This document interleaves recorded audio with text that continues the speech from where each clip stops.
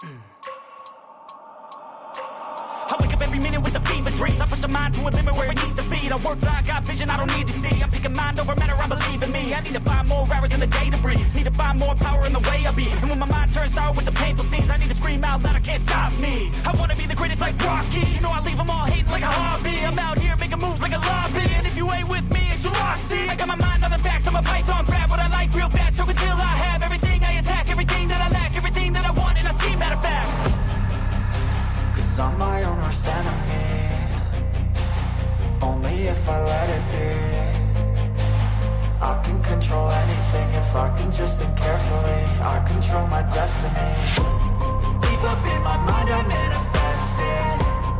Every morning I wake up obsessed, and everything I do the best. And deep within my mind, you know I'll always manifest it.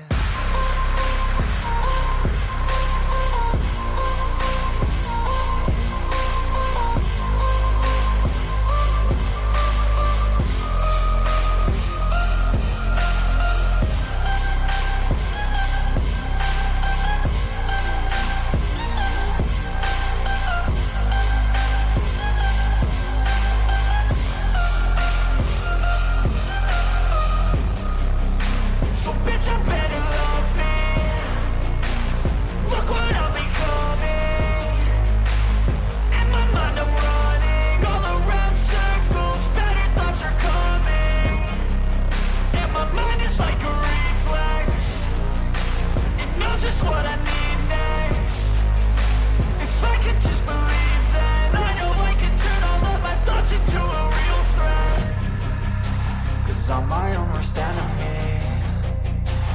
Only if I let it be. I can control anything if I can just think carefully. I control my destiny. Deep up in my mind I manifest it. Every morning I wake up obsessed, and everything I do the best. And deep within my mind, you know I'll always manifest it.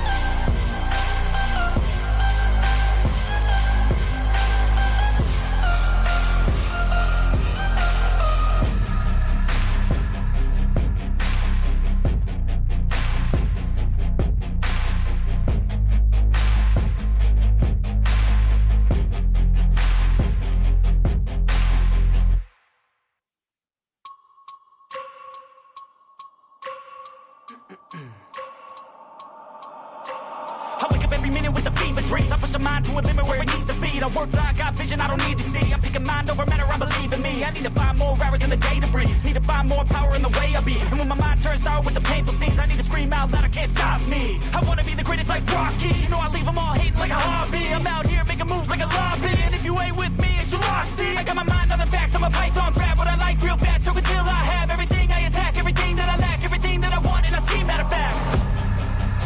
Cause I'm my own worst enemy. Only if I let it be. I can control anything if I can just think carefully. I control my destiny. Deep up in my mind I manifest it. Every morning I wake up obsessed, and everything I do the best. And deep within my mind, you know I'll always manifest it.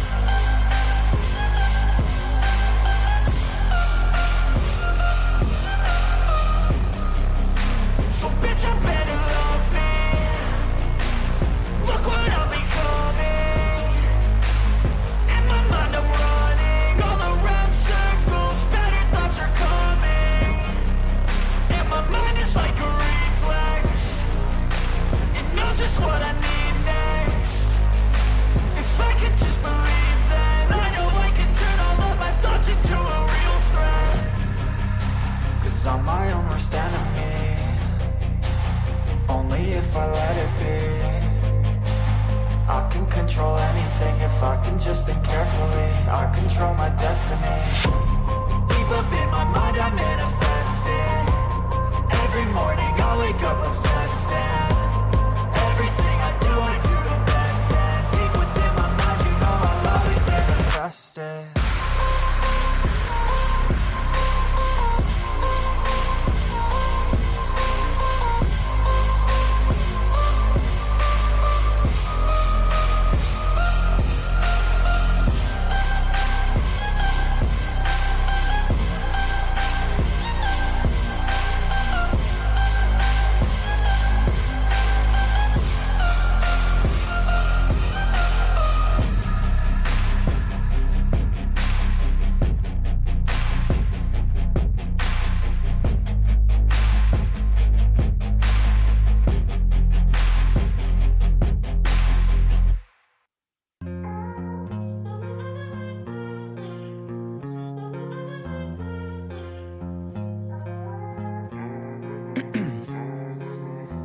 In my veins, I've been driving this train. Years in this lane, there's no stopping this flame. Cause I came to the game and I changed it to play how I like, rearranged it to my own domain. Yeah, I got what it takes, made lots of mistakes, taking shots, skipping breaks, feeling lost, feeling great, popping off, singing straight, never stopped, never changed. All the squad here to play, and I've got something to say, yeah. I work hard each and every day, I get lost in the words I say. I don't push pause, no I push play. I won't stop till I make a change. I withdraw on the things I make. I turn flaws into flawless traits. I build tall, never capped in space. I won't stop till I hear him say,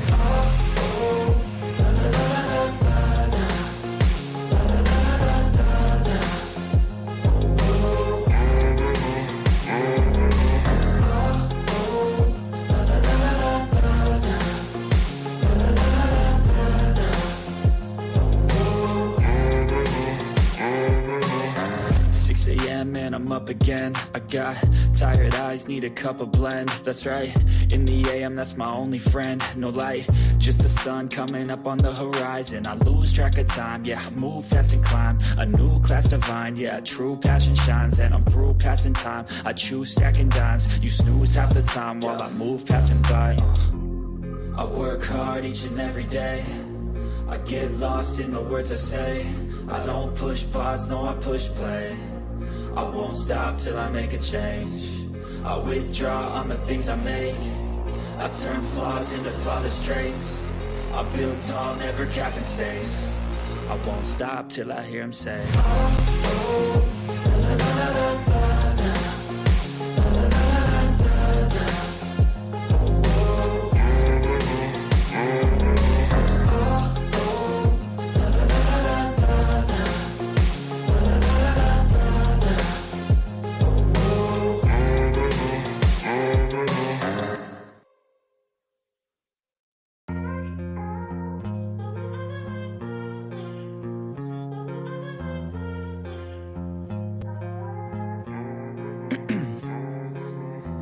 in my veins, I've been driving this train.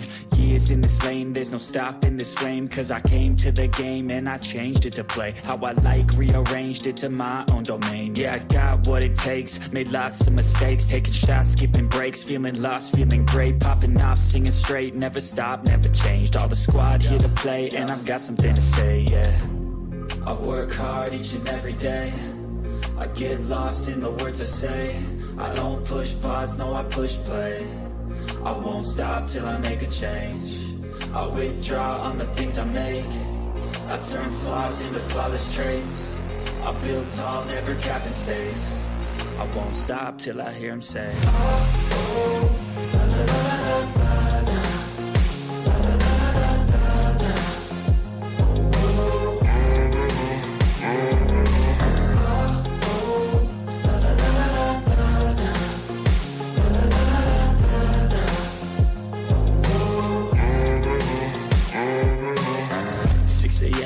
I'm up again. I got tired eyes, need a cup of blend. That's right, in the AM, that's my only friend. No light, just the sun coming up on the horizon. I lose track of time, yeah, I move fast and climb. A new class divine, yeah, true passion shines. And I'm through passing time, I choose stacking dimes. You snooze half the time while I move passing by.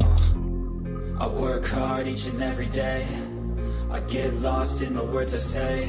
I don't push pause, no, I push play. I won't stop till I make a change. I withdraw on the things I make. I turn flaws into flawless traits. I build tall, never capping space.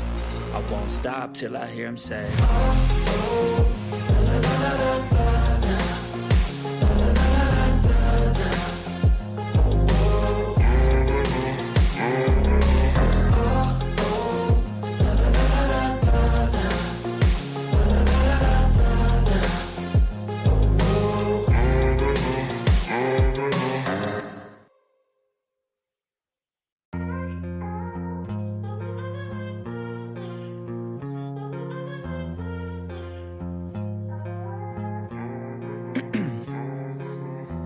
In my veins, I've been driving this train. Years in this lane, there's no stopping this flame. Cause I came to the game and I changed it to play how I like, rearranged it to my own domain. Yeah, I got what it takes, made lots of mistakes. Taking shots, skipping breaks, feeling lost, feeling great. Popping off, singing straight, never stopped, never changed. All the squad here to play and I've got something to say, yeah. I work hard each and every day. I get lost in the words I say. I don't. Yes, good people, big up to all of you. I appreciate you all finding the time to join me for another edition of the Blue Morning Show. And I cannot thank you enough for all the support, how you've supported this community. And you're the reason why, we're growing as quickly as we're growing, and we're getting closer and closer to 20,000 subscribers. And I cannot thank you enough.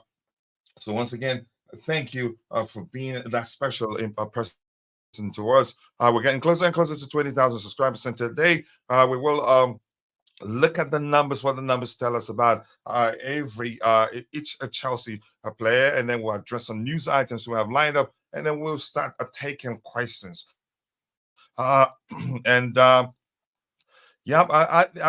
Rest assured, even though we don't have much to talk about, but as the show progresses, if anything emerges, be rest assured you'll be the first to hear it. And already I have Bobby in the house who had a connection issue yesterday, probably because he was on the road, and he didn't get to speak that much or to elaborate on what he was speaking about yesterday. But that's, by the way, more importantly, people, sincerely do I appreciate you all finding the time to join us this particular morning. Once again, good morning, good afternoon, and good evening. I wholeheartedly offer whatever suits your time zone. Sit back, get comfortable. Let's get into the show.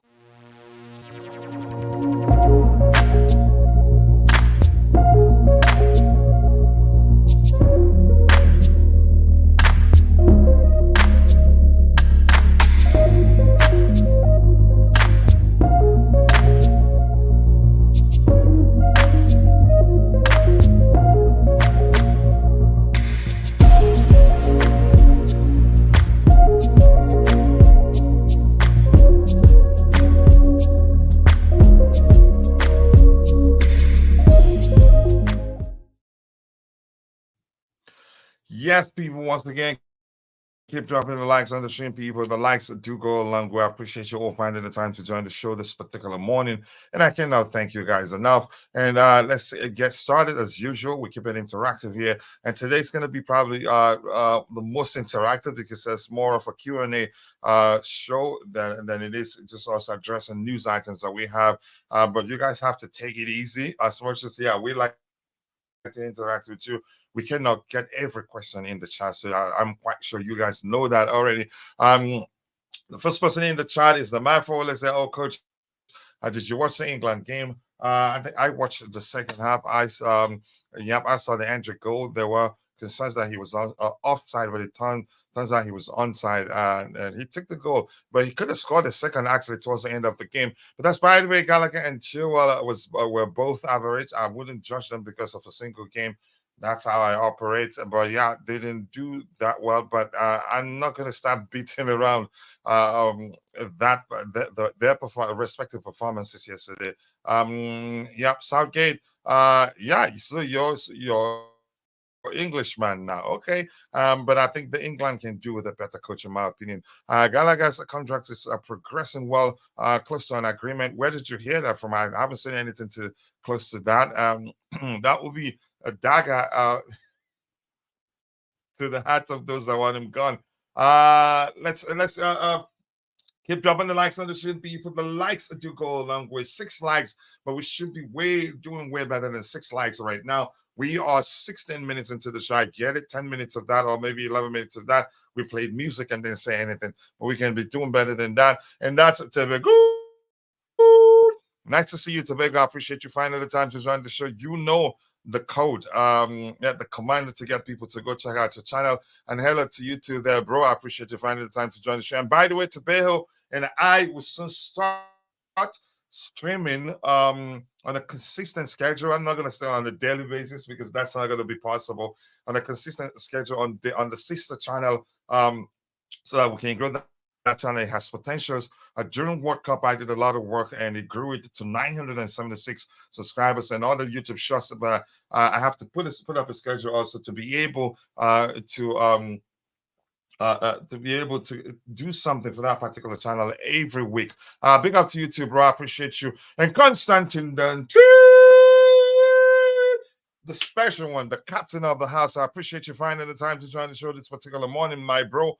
I hope you're doing well. Thank you so much. I cannot thank you enough for all your support. What else we have here? Saying hello to Tebogo, and Tebogo triggers the command. Yep. And he says, everyone, the Coolest Chess podcast. Okay. Oh, he says the coach out. Okay. And tell us why. How is your son? Yeah, Constantine Dante, thank you. Thank you for remembering that he told us his son wasn't doing well yesterday. I appreciate you. That's why we're a community. And that's what keeps me coming back. It's not like I'm making it enough that will make a change in my life from this show. No, we haven't actually made enough that will measure how much we've given away to people to support them. But it's the community, the sense of belonging, the love of being discussing our beloved club with my fellow Chelsea fans. I think that goes a long way for me, and I appreciate that. So thank you for bringing up, reminding me that Constantine Nante told us yesterday that his young blue wasn't feeling well. I hope he's better right now. I appreciate that. I say, you first. Let's see what else we have here. What else do we have here? Cool. Just exchanging pleasantries there. And Tebogo, there you go. He's triggered the command. Please go check out his YouTube channel. Subscribe. Let's help him grow. He deserves more subscribers. I will pin that at the very top for a while. Let me pin that. But he deserves it. He's a brother that has shown me love. Has shown me, again, I don't need to do anything for him to help come onto the panel whenever he has time. Oh, my goodness. Why is it finding it? Okay, there you go. I was finding it difficult pinning the message. I hope I didn't pin the wrong message there. Let's see what else we have here. Hit the like button, people, and also subscribe to the channel. Road to 20K. We're getting closer and closer to that. And I think the vertical format streams will help us get to that number as soon as possible. Big up to all the legends, and that's Richard Money Makers, all legends, and especially Bobby, the biggest legend in the house, the biggest Chelsea supporter I've ever known, in my opinion. I am 1 tablespoon sugar today.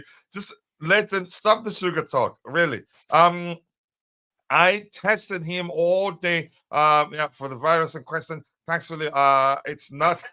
I thought I taught him to say watch out on his prayers to keep it away. Just go away, man. You're seriously going to that place. No sugar talk today. I'll let him behave yourself. And Chelsea boy 1234, nice to see you. I appreciate you finding the time to join this the show this particular morning. And I'm going to say hello to Bobby, who's on the panel with me. Bobby, I hope you're doing well. I appreciate you finding the time joining us. Yesterday, you had audio issues and I don't think you actually didn't drop, which is a language we use to say that somebody didn't finish getting their point across. Something happened, probably because you were driving. But good to have you here. Let's see. Yes, up to Charles. Yeah, Bobby, how are you doing today? If you're there, Yeah, big up, coach. Yeah, much better. I'm stable now, so I'm not driving today, so hopefully there'll be no interruptions. I was busy trying to get my point across about what Simon Jordan was saying, though he spoke harshly Mhm. like he always does, but I think there were some valid points. And the synopsis of it all and the summary of it all is that this is a new project, a total rebuild, total hard reset, and Chelsea fans must be patient with it. It's not wrong at the moment, it's not going wrong either. It's a growth issue Mhm. hampered by injuries, which has exacerbated some of the performances and the integration of a young, new team. But I firmly believe that this team will get there. It's set up to get Well, there. oh, definitely. Yeah, yeah, So we have a it's, very good you squad. know, All we need is just a little bit of tweaking in the summer, and I think we'll be fighting also in this next season. and some time. I don't know if we'll be firing on all cylinders yet, but we should. Time I is mean, with important too. injuries Time is back, important. yeah, Mhm. time, returned injuries. I mean, people like Nkunku, Reece James, Mhm. Wesley Fofana, Romeo Lavia. These are apparitions at the moment. They're figments of our imagination because we don't see them. Expensive figments, by the way, but we don't see them. They're not playing, and of course, it's going to hamper the team. So guys, really, Chelsea fans really need to cool down. Some of us have seen a couple of rebuilds, have seen how they're painful, and have seen how they're successful. It's just that in the past, we were not in the position we're in now, where we had the financial strength to see it through to glory. We had various things come and hamper the team. It's not that Chelsea was poor, but there were situations that developed within the team, some mismanagement of finances, as well as some occurrences that caused that the teams that were built had to be sold off to bring funds into Chelsea Football Club. So and of course that caused problems. And as everyone has rightly said, when you're not winning, you're not making money in football. Football is about winning. It's a results-driven industry, as you have said, coach, as well. That Yeah. without the results, you don't get the funds. But with the results and the trophies and the glory come the income and the sponsorships and the finances. So we've got to take our time. We're completely resetting and we're hampered by injury, and it's not going to be a smooth ride. We've just got to take the rough with the smooth, but have faith that we'll get there. It's very funny, coach, that as I said, my anger with Pochettino lay on the doorstep of what happened in the Carabao Cup final. I've not minced any words about that. I still to this day don't find it acceptable.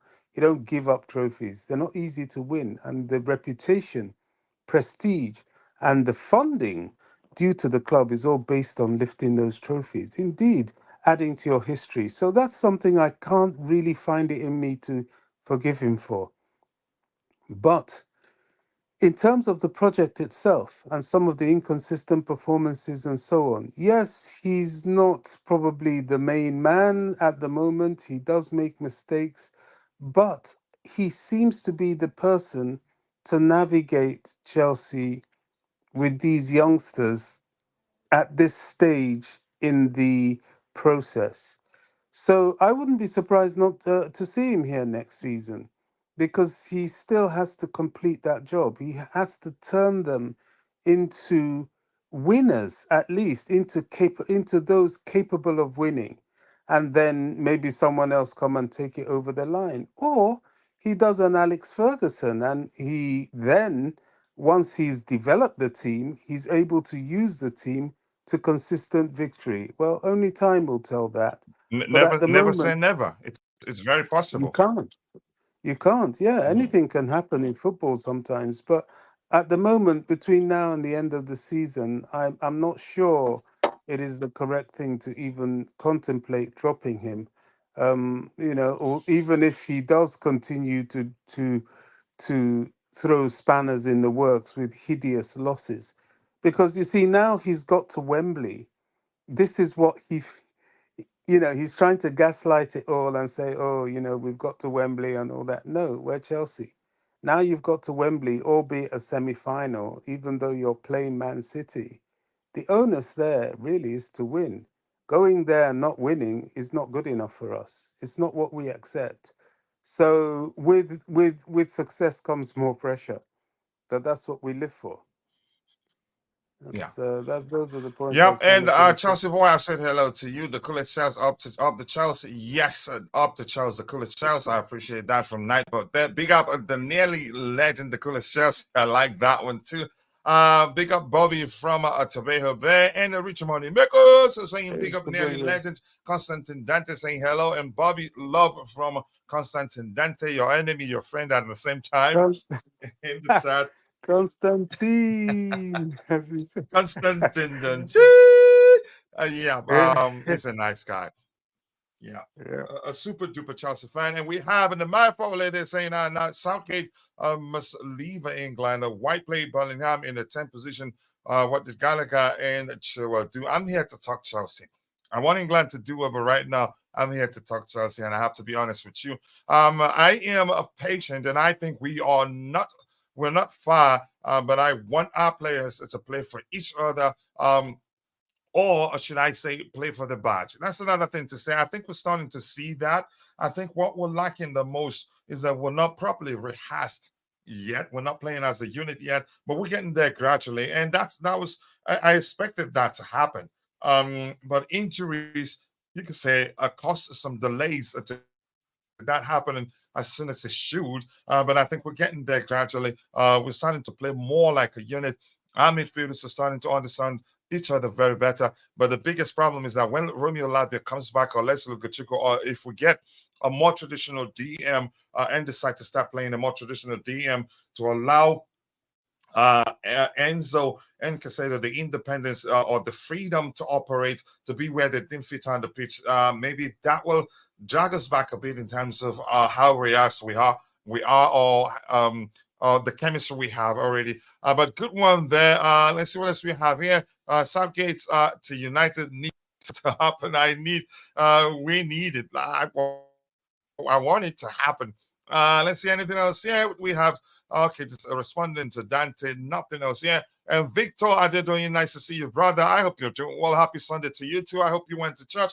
Homie, may the good God bless the work of your hands. You are a true Chelsea fan. I know you are the same, and everybody else in the chat here. Everybody, those that you're hearing saying the owners are the reason we're suffering, those are the same punch out, punch in. It doesn't matter. We want the best for our club, and that's why some people cannot be patient. They want things to change like yesterday. They want us to win trophy like yesterday. All those things are all coming from a place of love. And I appreciate that. So I totally understand. And the good thing about Chelsea perspective, we know that we all don't have to agree. We disagree to learn from each other. And it's all coming from a place of love. And after everything, you see that nobody takes anything personal. But that's, by the way, Paul Winston in saying Nemanja Fowler saying Gallagher being protected at Chelsea. Dante, okay, let's see. Breaking news. I have only got one. Leighton, can you please just leave me alone? I'm going to start skipping your comments there. Please, I read these things with energy, and yeah, it can be tiring to be switching topics like that. It's up to discuss you in what game. We are allowed to protect Conor Gallagher. Also, we are allowed to criticize him just like we do to our players. It is normal. Yeah, it is normal. But at the same time, I want to say, although nobody has done that here, I have to also say that I know you understand that there's a thin line. There's a thin line between critiquing someone and abusing them, if that makes sense. And I know you know that yourself. What else do we have? You keep dropping likes on the stream, people. The likes do go a long way. And this is saying hit the like button. Yep, more likes. I know what that's doing. Big up to you too, in Monaco. I hope you're doing well. I appreciate you finding the time to join the show this particular morning. Let's get the likes up, people. We have just 9 likes. Usually, the vertical format, I think maybe people don't know how to find the like button. It's actually easy. Just press and hold your screen for about a second, and then the option you see the likes, comments, and dislike options. Please help us garner more likes, and that's because the more likes we kind of the more YouTube algorithm will be triggered and be forced to push the stream to more people who'd be interested in the topics we have lined up. Let's go, people. Let's go. Let's go. Keep dropping likes on the stream. Bobby, we're gonna make our debut on camera today one day. He said that before, but he doesn't have to really. Some people do appear the way they want for privacy reasons, for personal reasons. I pray we sack Poch and hire Ten Hag. Really, just go home, Nemaya. Or maybe just get Southgate. Yeah. Anything else to address here? Keep dropping likes on the stream, people. The likes do go a long way. And DJ, so big up my bro DJ. I appreciate you finding the time to join the show this particular morning. He's saying big up Kachila and Bobby on the panel. A big up to everyone in the chat. I appreciate you all. Remember to smash the like button and subscribe to the channel if you haven't. Let's see anything else. I'm just gonna scroll to the very bottom. There you go. It's needed to okay, I'll just sell them. Eric and Chelsea. Really? Okay, let's see what else we have here. So let's start discussing the items we have lined up here. The first one, not really important, but because it's out there, let's talk about it. I wasn't really concerned. I think, in my opinion, as good as he is, I'd still argue that the kid is a bit overhyped. He hasn't reached there. I've seen people call him the best player in the world. Some Chelsea fans crying, why didn't we sign him? I'm talking about Endrick. Real Madrid bound. Has he joined them already? I'm not quite sure, but I think and let me just use the term Real Madrid bound. But here's the thing, he's not the best player in the world right now. A lot of people are sounding as if that's the case right now, but I say no, he's not. So Endrick, I think people, maybe the media got the opportunity to interview him, and his response was that I was attracted by the Premier League, the City of London, and the fact that English is the economically dominant league in the world. And obviously, Chelsea is a strong brand that has won 2 Champions Leagues. Woo! Arsenal fans will be crying if they read this. I can see them going, shut up, man. Just shut up. But the kid speaks the truth. And I think for some reason, we didn't push through to sign him, and we don't have to sign every good player on planet Earth. I get it, he's good, but I don't think right now he's not as good as a lot of people are making it to be, to look like. I think he will get there in the future if he keeps working hard. The same hype for Robinho again, and I hope this kid does well because I like him from what I've seen so far. But that's, by the way, keep dropping the likes on the stream, people. The likes do go a long way. Kid is still raw, and 60 million for him, nowhere. Exactly. So we did good, and had we signed him, and if it comes to Chelsea and where we are today, a lot of people will be talking about how we paid that much money for a player of his age. It's a risk, and we didn't want to take the risk, and I'm happy that we didn't take that risk because we know how toxic our fan base can be. So I'm glad we didn't pay that much money for him. 60 million. That's a lot of money, in my opinion. We don't need him. Exactly. And I'm not saying that because we Endrick didn't was sign him. 76 million Real Madrid paid for him. 76 million. Yeah. Yeah. Yeah. Yeah. So I think that's too much. What do you make of some Chelsea fans going, why didn't we sign him? And I think one of our biggest members, one of our community members here in what's his name? Eugene is preaching that Real Madrid signed the best player in the world. What has he done really to make him the best player in the world? Yeah. But Bobby, let me catch up. I'll let you speak about him if you want to speak about him. I agree. We don't need him, and I'm not saying that out of jealousy. We couldn't pay another 50 million for another underage player. Yeah, that's an issue. Where do I like? How you meant to ask me where do I live? I'm having okay. Enjoy it, please. Yep. Here's how you find the like button when you're using a mobile device. Press and hold your screen for about a second. Then you will see the like option, and if you swipe up, the view will go full screen. And believe me, if you try that, you will prefer the vertical live stream more than the horizontal format. Chicken burger and tea. Let's see. I would rather go for a proper center forward in Benjamin is it pronounced Sesko or Sesko? Either or Victor actually. Just saying hello there. Let's see anything else. Bobby, let's hear you. You wanted to speak. Yeah, I was just going to say that those are those same fans that would have been slaughtering Chelsea for paying such a huge sum of money for a 16-year-old, which is what he was at that Hmm. time, that hasn't played anywhere outside of Brazil and barely has played for the Brazilian senior club that he belongs to. Look, you can't tell with youngsters. He could be great. He could end up falling flat on his face like Robinho did eventually. You know, you don't know. He seems good. Yes, he took his goal well. Yes, but that's no yardstick. He is a potential It's not there investment. yet. Yeah, Hmm. just like most of the Chelsea team are now, a potential, and you have to work with it. Now, was it right not to spend 76 million on him? No, because you can't say it was wrong because at the time we were going for Kendry Payas, we were going for Angelo Gabriel. I think Santos was also amongst them. Cesare Casadei. We're going for all these different players.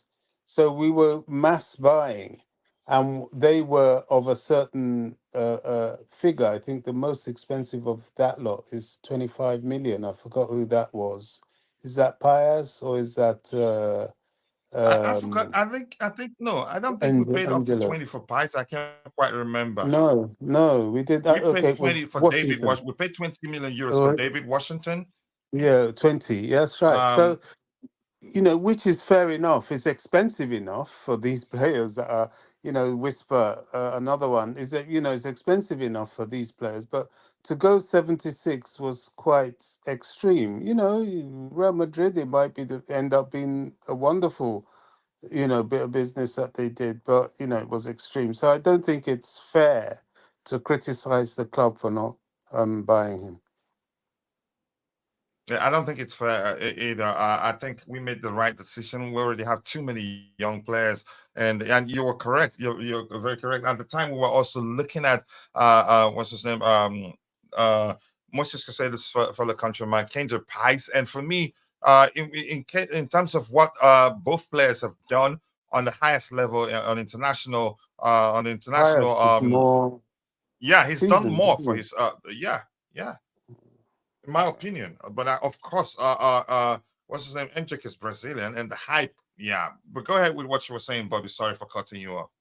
No, that was it. That was quite it. Pius is certainly more seasoned of the two, and although they're the same age, I would say more experienced at a senior level of the two.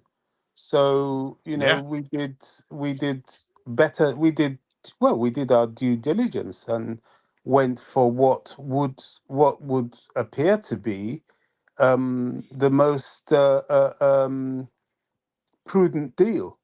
It might not turn out that way, but you can't blame somebody for not being able to see in the future.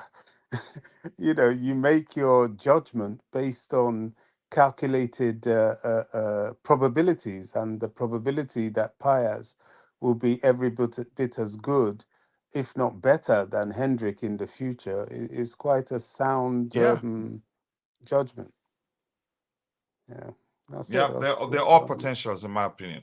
Yeah, thank Yeah. you so much for that, Bobby. I appreciate you saying that. Let's see. We cannot even give David Washington time, but I find one Hendrick. Yeah, that's I'm not sure what to make of that. Good morning, everyone. I hope you're good too. Jump Out Entertainment. I haven't seen you in a while. I hope the case is that you've been busy. Let's see. Keep dropping the likes on the stream. We are looking at Victor Gyökeres. Yep. We scouted him on international level. I think we may Apparently, end his up name signing. his name is Saint Victor Gyökeres, I think. Is that Gyökeres. Somebody how was, it's pronounced? yeah, somebody was. I'm not sort of advertising Jan. I've been talking about him quite a bit on this platform because I've listened to him Mhm. quite a bit recently because been impressing me, and he was explaining how his name was said, and it's Gyökeres, something like Gyökeres. Gyökeres. Gyökeres. Gyökeres. I've heard people pronounce it Gyökeres. So Gyökeres. Okay. Gyökeres. That's right. That's right. That's right. Gyökeres. That's what. Okay. Yeah, Gyökeres. that's Yeah. what he was saying. So Okay. Victor yeah, Gyökeres. that was Yeah. an Go ahead. education for me because I didn't have a clue how to say his Yeah, I usually do a research on how to pronounce people's name. The video I did for how to pronounce Mihailo Mudrik's name, I think it's at 4,000 plus something views right now. Maybe I'll have to do that one for Victor Gyök, but if we sign him, Gyökeres. We are looking at Victor Gyökeres. I think yesterday my only concern is that he hasn't performed consistently on the top level. He did well, finished his championship stint very well, and now he's still firing an hustle in this season. I think 35 goals in total. I'd say again, maybe we want to risk it, but I'd say it's a huge risk given that he hasn't done it consistently on the top level. But maybe they've seen enough. But let's see what happens. I'm not too sure what player we're going to sign, what attacker we're going to sign in the summer. Some outlets are saying we're the favorites to sign Victor Osimhen. Whether that happens, I honestly do not know, but we'll find out in due time. Hendrik is a beast. Not sure what he eats or or rates, but yeah, he's a big kid. I'm not saying he's not good, but I'm just happy we didn't pay that much money for him. Let's see. Kendra Pies is more exciting, and that's the. And I'm gonna say the same thing. I agree with you, and I'm not saying that because I'm a Chelsea fan or because maybe I'm jealous that we didn't sign. I'm jealous that we didn't sign. What's his name? Hendrik. I'm being honest here. If I had to choose between the two of them, I would choose Kendrick Pies. He's more exciting, and he's played more senior level football for his country than Hendrik, in my opinion. Hendrik, they're both potentials, but let's see how their future pans out. But I hope it goes well for both. But I think we signed the better of the two players, in my opinion. But of course, Hendrik is Brazilian and Madrid bound, so yeah, people will think they've signed a better player. William Estevo is good too. Wow, but we cannot buy all of them. And Estevo, he said he wants to stay with Palmeiras. How old is he? I think he's still 16, right? Estevo William is still 16, and he said he wants to stay with Palmeiras. Yes, he wants to play in Europe someday, but right now his priority is to stay and win trophies with Palmeiras. Maybe in the future, and we're still interested in signing him. But let's see. I like his mentality, though. Let's see anything else. To address here, potential is the proper word. Yeah, both are potentials. Yeah. Anything else? Transfer open. Anything else? Yeah. Announcement. Yes, people. Press your screen for about a second to see the like and comment options. To swipe up to go full screen. And I'm telling you this, if you're using a mobile device, if you swipe up and go full screen, believe me, you see everything in 10K. And you will never, you never watch the streams without swiping up, or you'd prefer the vertical format stream than the other version.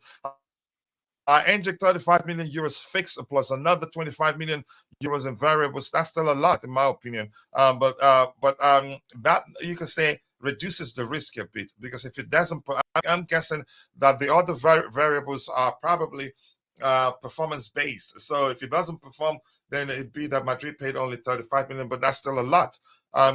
Let's see. The owners don't know. They don't know what.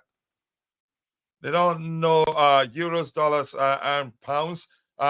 Drive so much doubt in the game. Okay, but supporters who make a football meaningful, not just the fans, not just the fans in the stadium, but supporters around the world who live it, breathe it, and play it. I think I agree with you. It makes sense, which highlights what we talked about yesterday. The relationship between the fans and the owners is very important. But at the same time, we have to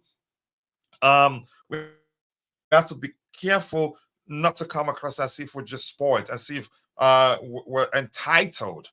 If you get my point, we have to respect each other, whether you're one of the owners or one of the fans. We have to be careful, not to come across as if we're entitled. Nothing is given. in my opinion. I hope you understand that. I like you like Daka, Patson Daka, and I believe if given a chance, he would do better with a good team. Okay, let's keep the topics aligned. He looked great in the game against us. Let's keep the topics aligned. Remember, it's Q&A today, and soon we get to the aspect where you are allowed to ask questions, and we'll try to address your questions there. Breaking news: we're not going there for Evan Ferguson in the summer. He has an impressed Chelsea scout. Yeah, even if he scored 45 goals, I'd say don't sign him. Victor Gyökeres is the real deal. I think I'm beginning to agree. Here's the thing: no player, every player poses some measure of risk. Even though Simem poses some measure of risk, Gyökeres, he's maybe more because he hasn't performed consistently in top flight football, but the Simem has in France and then in Italy right now. But Gyökeres championship, then the Portuguese league. If that makes sense. So, in my opinion, on the surface level, Simem poses a less risk than Victor Gyökeres. But Gyökeres comes across, as this is the real deal. And hopefully, if we sign him, let him. Yeah, there's no way to tell whether he hits the ground running if we sign him or not. Sometimes you get lucky, sign a player, and that it be a natural fit for your team. Bobby reading Australian Daily. Evan Ferguson is overrated. I don't want him. Yep, and I don't think the rumors that suggest we were interested in signing him. I didn't believe them at the time, and I still don't think we're interested in signing him. Really, Daka reminds me of Frederick Canute, former, was it Villarreal? What's that? He stayed. I think he played. The last time I remember, the last club I remember he played for was a Portuguese, sorry, a Spanish club. Let me see. Why is Nightbot deleting the message from this brother? Oh, okay. Okay, Dante handled that. I don't care. I wasn't gonna highlight his comment anyway. This question there. Okay, there you go. I wouldn't mind them. I wouldn't mind Sesko, but Patson Daka, I don't want him. Yeah, go ahead. Yeah, I was gonna say, there's always this, the grass is always greener on the other side. Is Daka really better than Detro Fofana? I'm not sure, Exactly. Yeah. We keep, we're always looking, because he's not our player, we always think, oh, he's better than what we've got. But no. Yeah, I think you explained it well. The grass is always greener on the other side, and I think it wouldn't make sense. I'd rather we bring back Nacho Fofana, give him a good ample game time. I think he'll come good. He's better on the ball than Daka, in my opinion. Daka is more of the sort of player, just put the ball in the box for him to slug it out with the defenders. But Dacho Fofana is excellent on the ball, good dribbler, can play on either flanks in the front area, and can play centrally too. And also, I think so too. I think he's much better on the ball, and probably a better finisher. Yeah, he is. Yeah. Yeah, in my opinion. That guy's just more of just putting in the box, and he fights with the defenders and all that. I'd rather we bring back Nacho Fofana, in my opinion. Let's see what else we have here. Keep dropping the likes. Gyökeres, for that money, has not much of a commercial value. Osimhen, on the other hand, even more. But let's see what the club does in the summer. I'll take either of the two. I will settle for Gyökeres if he's the player they decide they want to sign. He finished in the championship world. My concern is that he hasn't performed. Yeah, go ahead, Bobby. I agree. Either of the two. I'm certainly warming to Gyökeres. I'm beginning to fancy the idea. I didn't at first, but either of the two. This is where the directors earn their money, and whichever of the two they choose, we just have to go with them and feel that. I mean, they've been scouting this guy for a while, both of them, and they've done their due diligence. So whoever they choose is probably going to be the right one. Yeah, they will take their time. I don't think they will make that decision in a rush. At the same time, while we're hearing, that we've been scouting Gyökeres. At the same time, some outlets saying that ESPN, actually, to be more specific, they're saying that we're the favorite to sign Victor Osimhen, and chances are we want to sign them both. We don't know, and we can actually have them both. That's why we're Chelsea. You mean in the second division? Yeah, to be more specific, he finished in the second division. His stint in the second division well, and now you can say he's done well in two consecutive seasons. But the difference is one in top flight football and the other in the second division. So still, he's done well. Why we are playing most of our matches in the night? I don't know really. But our highlights, I think TV probably. I don't care about the strikers for now. We got to cross the bridges ahead of us. 11 more games to go. Mid-table ranking in the table ain't that good to attract the players. Yeah, Heston, we need to finish well. But I think Heston, it's everything comes down to how you sell the project. After all, we didn't finish the season before we signed Enzo Fernandez well, but we were able to convince him to sell him. Just for instance, that brings me back to the to Hendrik's comment. Listen, pay attention to Hendrik's comments. These things matters. The comment from Hendrik reads, I was attracted by the Premier League, the City of London, and the fact that English is the economically dominant league in the world. Those things matter. And And this is why you have to win your obviously, trophies, Chelsea because is a strong brand. A strong yeah, brand. and this is why Exactly. you That's why have you have to, to win more. It's not going to last yeah, forever, not but I just think, win more, you have to yeah, win your trophies. This, it's this not, is what gives your prestige, and this yeah, is it's Chelsea's prestige, and that will help them sell the project. You know, we don't have to finish in the top four. We have enough name. And if we throw away opportunities like winning Carabao Cups when we finals when we get there, it's not acceptable. That's why I'm saying now we're in the flipping FA Cup final. The issue now has to be to win it. You know, I'm not saying yeah we're definitely going to, but listen, we got to go all out to win that thing. Why? Because we're Chelsea Football Club. You know, so it's very, very, very important. and Sorry yeah, to and the cut truth in. remains, Bobby, let's talk about this. It will not carry us forever, but at least it will carry us this year and the following year to an extent. If it continues for 3, 4, 5 years, and it becomes an issue. A lot of players will Oh, believe right definitely. now that Chelsea will bounce back. Yeah. Yeah, yeah, definitely. However, having said that, though, Coach, it becomes an Mm. issue of diminishing the pool, but it always has a pool. For example, look at Nottingham Forest. Nottingham Forest, okay, they're not, you know, they haven't done anything recently, but what is it? 40 years ago, they won 2 European Cups. It is on that platform that they sell their current project because a lot of good players have gone to Forest in the hope that they can rebuild. So it's always important to win the trophies. However, you know, it's not, you know, you do it now and then you don't do it for another 30 years. That's never good because that diminishes your value. Yeah, it can But it can it will not carry you forever. what, no, Sorry, Bobby, no, go no, ahead. but no, but your trophy cabinet must be there to be displayed. It's a platform, a crucial Yeah, platform it is. for any building process. So these players, you know, at the moment, Chelsea still have that clout, and we've got to make good use of it, and we've got to get back to winning ways. We all know this anyway. Yeah.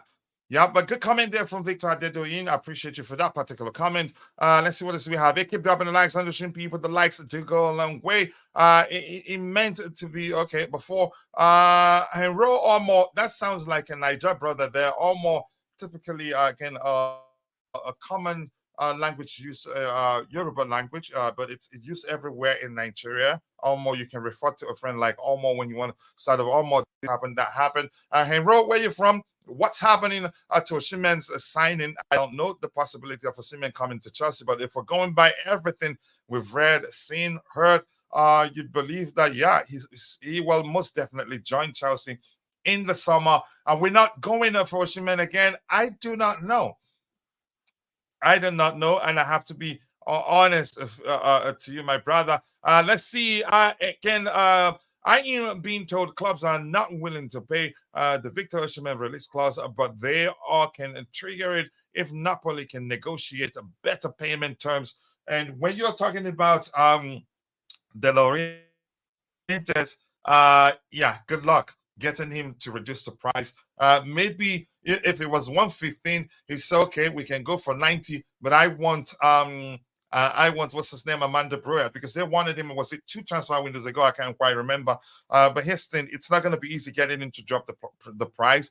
And Osimhen, I think if no club is willing to pay that much money, then the Saudis will come back again and we'll take him. And I think he'd go. But I don't believe it.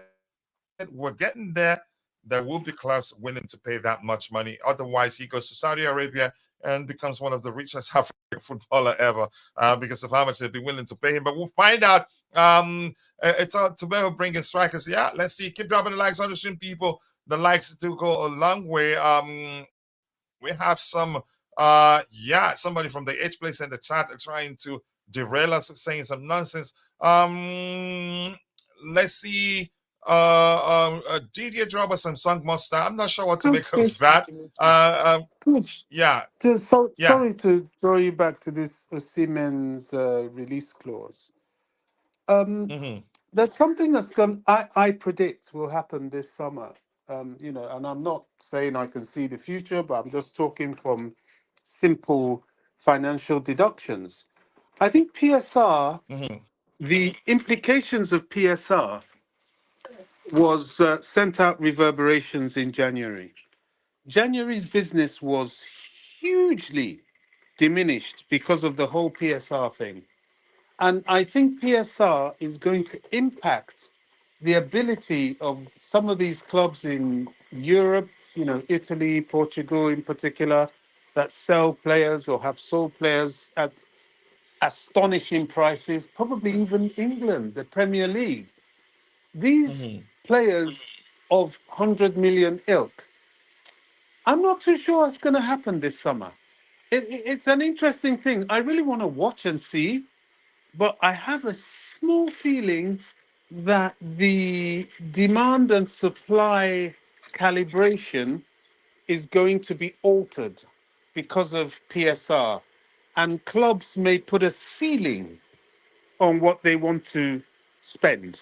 For example, if all the clubs turn around, as can well happen, although clubs, because of the quest for glory, break ranks.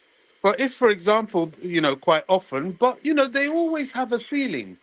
For example, Caicedo, Declan Rice, all that lot. The only reason they floated around that 100 million mark was because of Enzo. But going beyond, say, 120, 115, the peak at which Chelsea paid for Caicedo, nobody else would have done that, really. So if all of a sudden clubs decide to put a ceiling on strikers at 80 million, that's it. If you want to sell, you're going to have to sell at that price or not sell at all because nobody's going to cross that.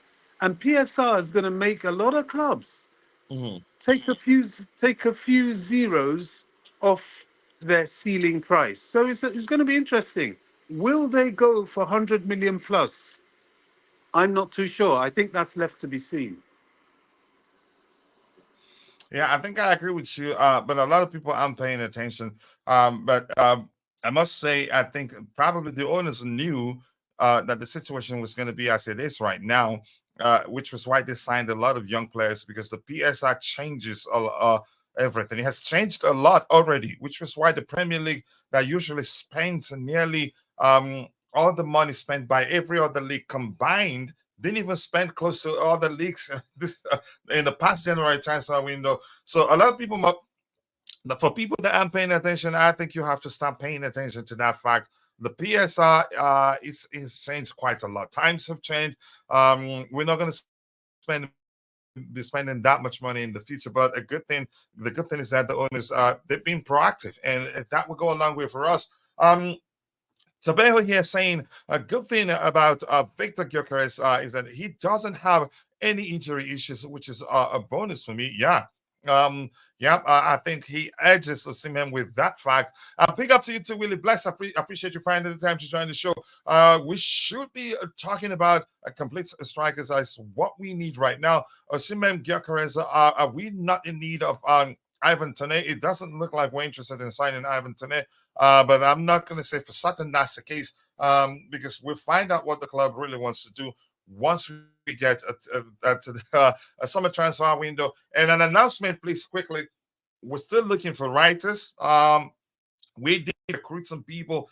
Some people are great that they've been writing for us. Our blog, the last article written for our blog was written by my friend and bro, Jerry Z. We haven't written anything for a while now, and I have a lot of writing to do for my doctoral program, so I don't have time to write for the blog. So if you're interested in writing for us, please reach out to me. We'd really appreciate that.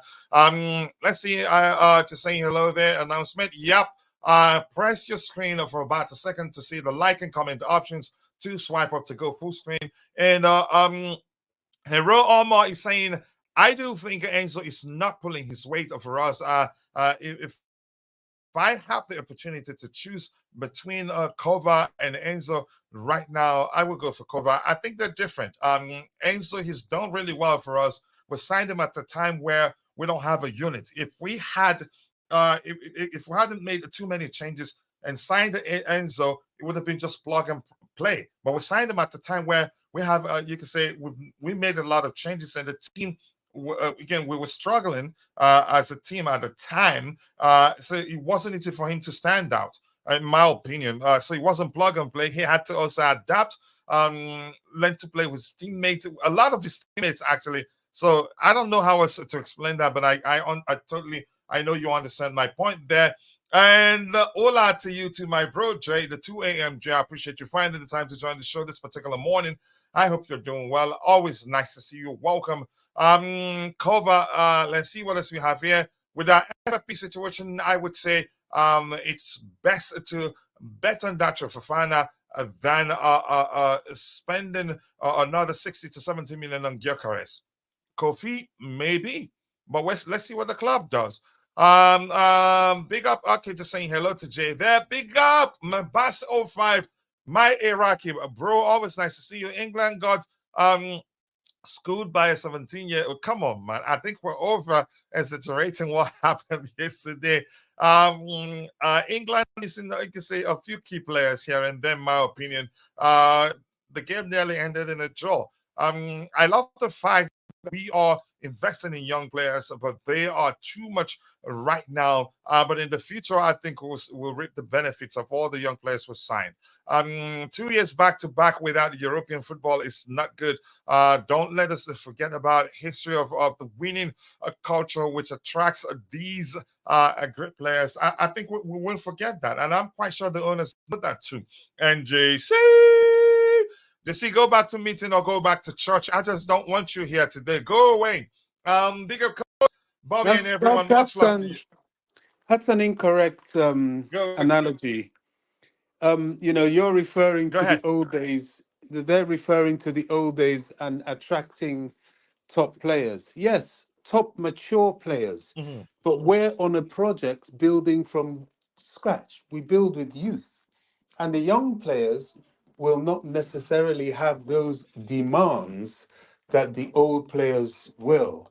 Why? Because they understand that they will form part of the building blocks. Just like that comment about Enzo. Enzo is part of the developmental process. He's not here to start ripping up trees straight away. He's here to grow, develop, and then rip up trees along with the new set of teammates that he has. So we're still on course. We can't be, this is the, shall I say, alarmist judgments that make us worry unduly over the foundations of this project. We're in a process and we have to have faith to see it through. Yeah, we have to again understand that we cannot force the owners to change their strategy. But I believe in the summer they will sign at least 2 or 3 more experienced players. And actually, the players we have now, some of them have good enough experience. But unfortunately, we use experience and age interchangeably. Believe in one has to be at a certain age to be more experienced, and not counting. You can say how long they've done this, or again how how many games they've played at the top flight, for lack of a better language there. Yeah, Brian Osimhen would be good. A swap deal. It will never be a swap deal. It have to be the cash plus Osimhen ticket. It will never be a swap deal. Believe me, and I think you know that. Full-time Nigerian but resides in the US. Thanks, my bro. Once I saw Henry, Nigerians are the ones, if your name is Henry, they change it to Henry. And almost it's a commonly used you can say word in Nigeria. It's of Yoruba origin, but used all again all everywhere in Nigeria. So I'm Nigerian too. Born and bred in northern Nigeria, so I do speak Hausa to Igbo language, my native dialect, and yeah, and I'm in the States too. But nice to see you, bro. I appreciate you finding the time to join the show and your willingness to say where you're from and where you reside. So thank you so much. Let's see, Coach seems to have a special mug to keep things hot. Yeah, this is a special mug indeed. So I don't need to be in the edge place of my coffee to remain warm. Just like you, you guys don't need heat. Just you're there already. So that does it for you. It seems to have a Gallagher photo on it too. Yeah, maybe. Go away. I don't, again, Coach, I don't know about anyone else, but throughout my years of watching football, I was always able to recognize the GOAT from the kids. That guy is a jobber situation. I pray they buy him. I don't see Chelsea buying him. I don't think he's a jobber situation. I haven't seen anything that's led to me believing he will be as good a jobber in the future. That's not to say it's not possible. Maybe I haven't watched him that much. How much is the pay for writing the blog? Go away, zero, nothing. You get a high five. That's what you get. In the building, GFC Gavin, nice to see you. It's been a minute. I hope you're okay, bro. Please let us know. I appreciate you finding the time to join it. So, Dante, Coach Pace for the chat GP subscription. Just go away. Let's see anything else to address here. I think Osimhen is going to go to PSG.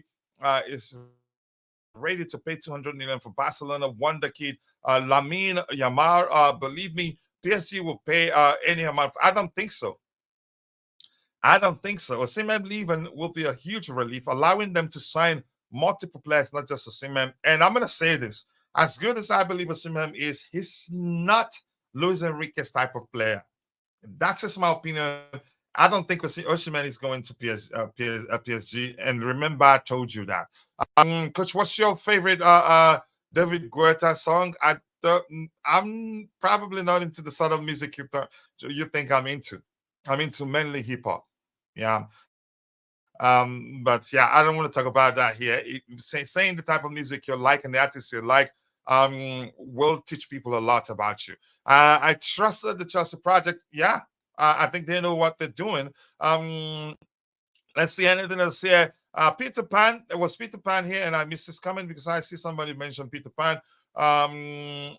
Okay, anything else you just referencing the character in the movie. So I'm going to scroll to the very bottom and now try to get your subsequent contributions in the stream. Keep dropping the likes. Keep dropping the likes on the stream, people. The likes do go a long way. And Peter Pan is truly in the house.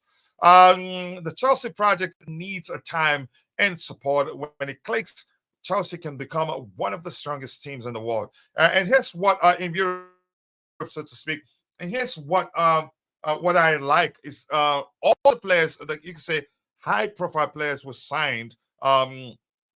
They all have spoken. Again, their responses to certain interview questions reflects the fact that they were properly briefed on the direction that the owners want to go with CFC. And that's a good thing. And they've all said, Enzo have said it, I think Casado also have said that too, that they know it would take time. And they're here for it.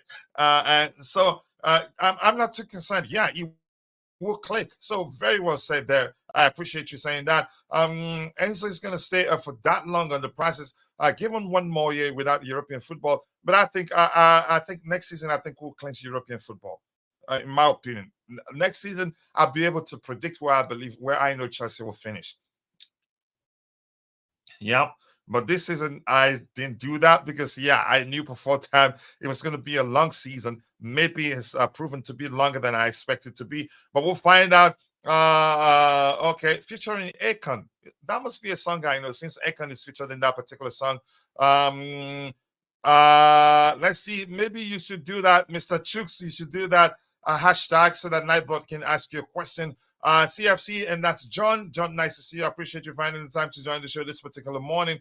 I cannot thank you enough. So let's move on to the next item we have lined up here, which is Chelsea approached Bayer Leverkusen for Jonathan Tah in January. However, the player indicated he wants a club in the Champions League. So let's just move on. No need to waste our time there. I don't know. Let's bring on Tebogo. Tebogo is on the panel here. Tebogo, how are you doing, bro? I'm good, thanks. How are you? Brilliant, brilliant. I can't complain. Big up Any day Tebogo. above ground is a good day. And Bobby is saying hello to you too. Yes, big up, Bobby. I hope you are well, my friend. Tebogo, how well do you know Jonathan So yeah, Tah? I'm getting there. Excellent, Bobby. How well do you know Jonathan Tah? He said he wants a club. Can indicated he wants a club in the Champions League. Is he even that good that we should be looking at him? How old is he really? It's 28. Jonathan Tah by Liverpool. He's 28. It's, Do you really yes. believe we're looking at him? We I, weren't. I, I don't know yet because since our recruitment strategy is all about under 23 players, so I'm not sure yet that we want him. Until the club sign an older player, then we can say, okay, maybe it's true we want him. But overall, I think he's a good defender. But in the Premier League, he will struggle, personally. Yeah. What do you think we should do? Let's just talk about this right now. What do you think we should do, given certainly this will be Thiago Silva's last season at Chelsea? It's a If you're tough there, one. Tebogo, what do you think we should do? Yeah. It's a tough question because I still rate, for example, Wesley Fofana is still there. We don't know what will happen next season. Will he stay fit again? Also, in terms of Trevor, it seems like you're going to sell him. So overall, I think we should buy a centre back. But it seems like we want Usman Diomande, and he cost 80 million. Man, that's a lot for me again. Why not? I Why think that if they're Monday, you're talking about, is he Senegalese? I think he's Senegalese, right? Is it Senegalese or Ivory no, Coast? Ivory Coast. Ivory Coast. If we're gonna pay 80 million, and he plays for what club again? Benfica. Is it Benfica or Sporting CP? Sporting CP. Sporting CP, they have they have a release clause, and Portuguese clubs, you have to meet that clause before they let him go. If we're gonna pay that much money for Usman Diomande, why not go for what's the Inter Milan centre back, Italian international?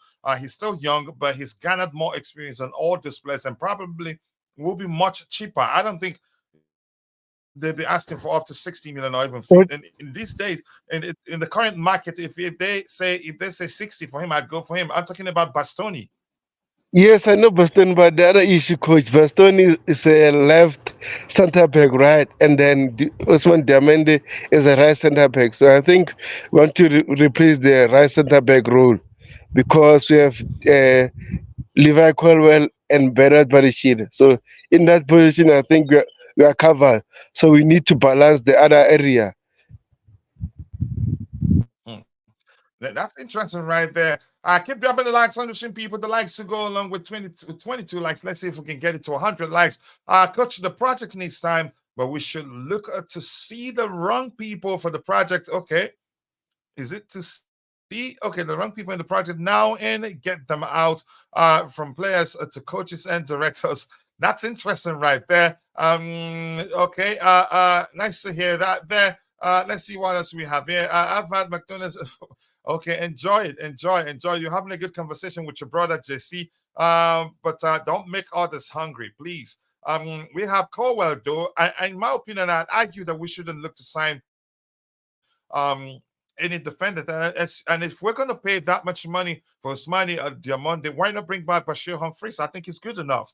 And we have numbers there, in all honesty. And maybe we should wait and see how well Trevor Chalobah does from now to the end of the season. I think he's a good defender. We don't have to have all ball playing defenders. He can play, but he's more of a no nonsense defender there, and that mix is important. It doesn't have to be all fancy. We need a world class CB, young but mature Bastoni, in my opinion. I like Bastoni, and I think if we're interested, it doesn't matter. I think he can also play on the right hand side. Let's see what else we have here. Good day to you too.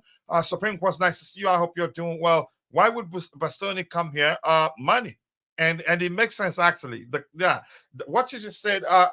Let's be honest here. Begs the question: can we afford them? If all the clubs are interested, chances are we're not going to be able to measure the sort of salary other clubs will be offering Bastoni, because it's that good, and probably there won't be shortage of clubs willing to sign him. So maybe there's a possibility. You never know. We decide, you know what? Let's change our transfer policy to accommodate some of the best and more mature players in world football. It's not easy, really.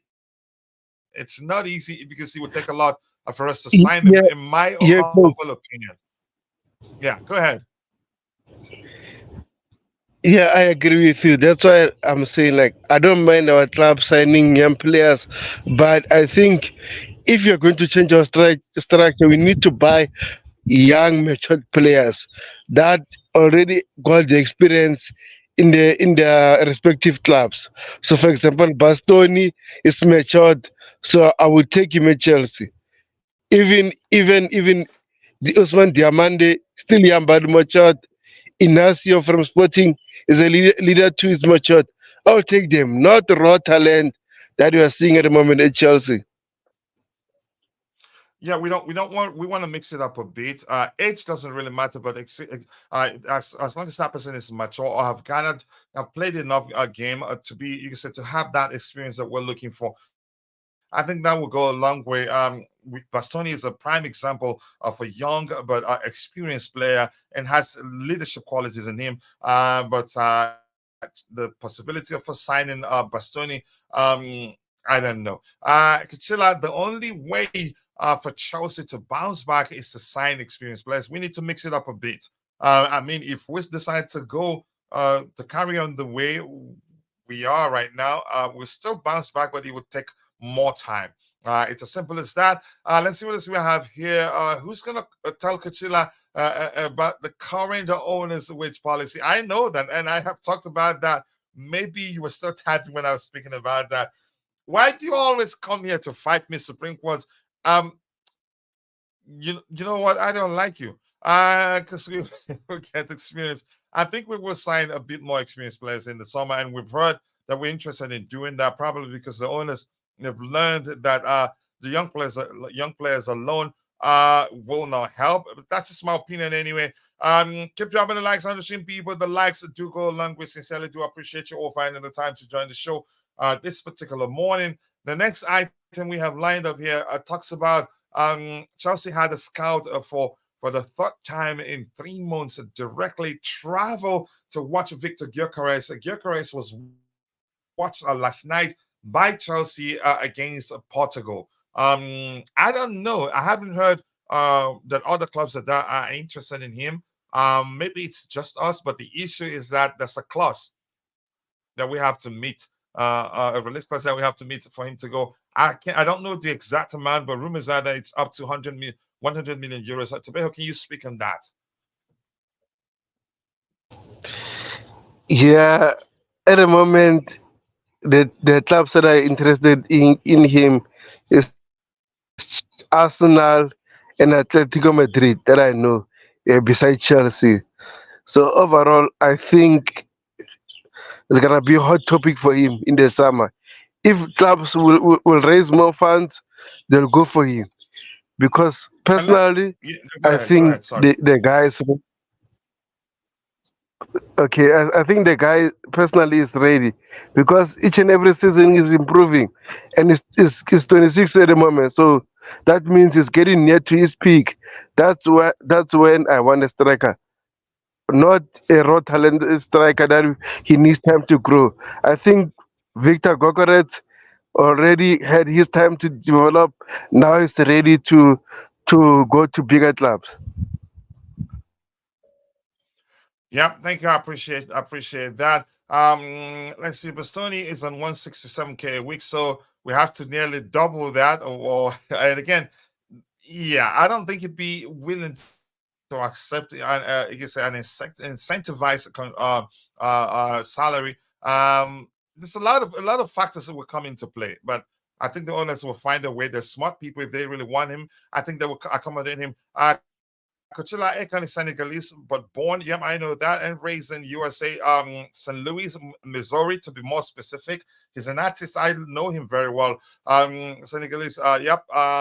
Parents, my only concern is Ekan's, I'm not sure if he's Muslim or not. Why should that be a concern? It shouldn't be a concern. He has every right to believe in one, again, to believe in whatever, you can say, to follow to be part of any religion he believes connects him with a higher being. If he believes one exists, the religion shouldn't be a concern to you. It doesn't matter to me what religion anybody belongs to, as long as you're a good human being. That's okay for me. I've just thank you, John. I appreciate that. That's your ID. You showed your ID late, but I recognize that was you when you joined. But was on 83K only last year, which that's a sign that probably reflects the fact that he signed a new contract.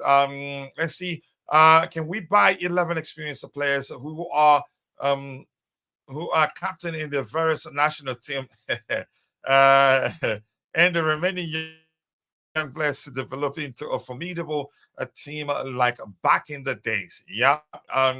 Let's see that happen.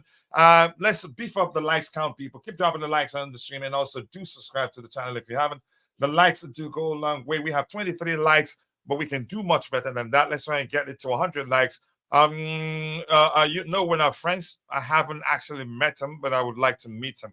And I don't want to start talking music here. I'm going to go bananas. Let's move on from Macon and talk about Chelsea Football Club. Let's see what else we have here. This current young Chelsea team has no solid members other than Silva and maybe Starling. Chelsea should sign a Seaman. I'm not too sure whether we're going to sign him, but we'll find out. Keep dropping the likes on the stream, people. The likes do go a long way. We will find out what striker the club decides to sign in the summer. Let's see. I believe we should search inside the league for a CB. I think rumors a few days ago suggesting that we're interested in signing. Is it Nottingham Forest's a centre back? I can't quite remember his name. Starting out, he's washed up. I don't know. It's not easy. We're stuck with him. That's the language I like to use. I believe we should search inside. Yeah, we should. But the Saudis may come calling in the summer, and then we'll let him go. Everyone hit the like button, and also do subscribe to the channel if you haven't. It takes just a second to hit the like button, and to see the like button, just press and hold your screen for about a second. Then you see the like, dislike, and comment options. But that's by the way. Keep dropping the likes on the stream. And right now we are at 19,301 subscribers. We're getting closer and closer to 20,000 subscribers. It looks like we're gonna hit that before the month ends. Let's see what else we have here. If you guys don't like the video, then we won't get the win against Burnley next week. Ooh, okay, interesting. Anybody else want to talk about Gyökeres? Bobby, what do you think would do? Because let's talk about this. Let me hear your opinion on this.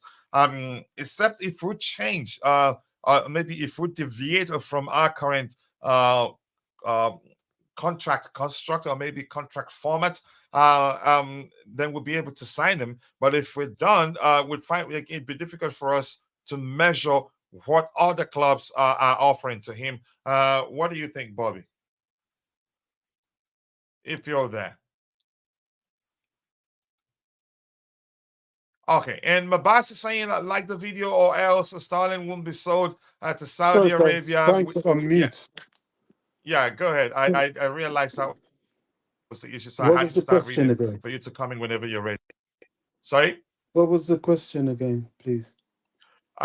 Do you think again? How much of an issue do you think the fact that we have these days we offer incentivized salary to our new signings? How much of an issue do you think that will be again with to our effort to sign Victor Osimhen or Victor Gyökeres, one of the two Victors? I think it would be a huge issue. With probably we most likely have to change deviate from the current contract construct or contract format to be able to measure other clubs who don't who there's you can say and that much as incentivized as us, so to speak. Yeah, coach, you see, this is where people tend to forget the scenario and the thing we're about to move into because we're not there yet. They don't take it into Mhm. their thinking equation. The Chelsea's incentivized contract policy is the way forward. People are going to copy this. You know, PSR has seen to this. So we shouldn't be afraid if we can't sell our project within the context of what we have to look elsewhere. Because you see, these players, this cannot continue and it will not continue. Clubs are not going to be able to afford these ridiculous wages that they're giving out at Man United, which is a problem to them already. Even Arsenal, certainly Man City, Newcastle, it is a problem and it doesn't do well on their books. Man United, as rich a club as they are and as lucrative as they are in terms of their merchandising and indeed their gate sales, have an issue with wages. Yes, perhaps they can afford to pay a bit more than everybody else, even when they do fall in line with PSR. But all these ridiculously high wages is not going to be the way.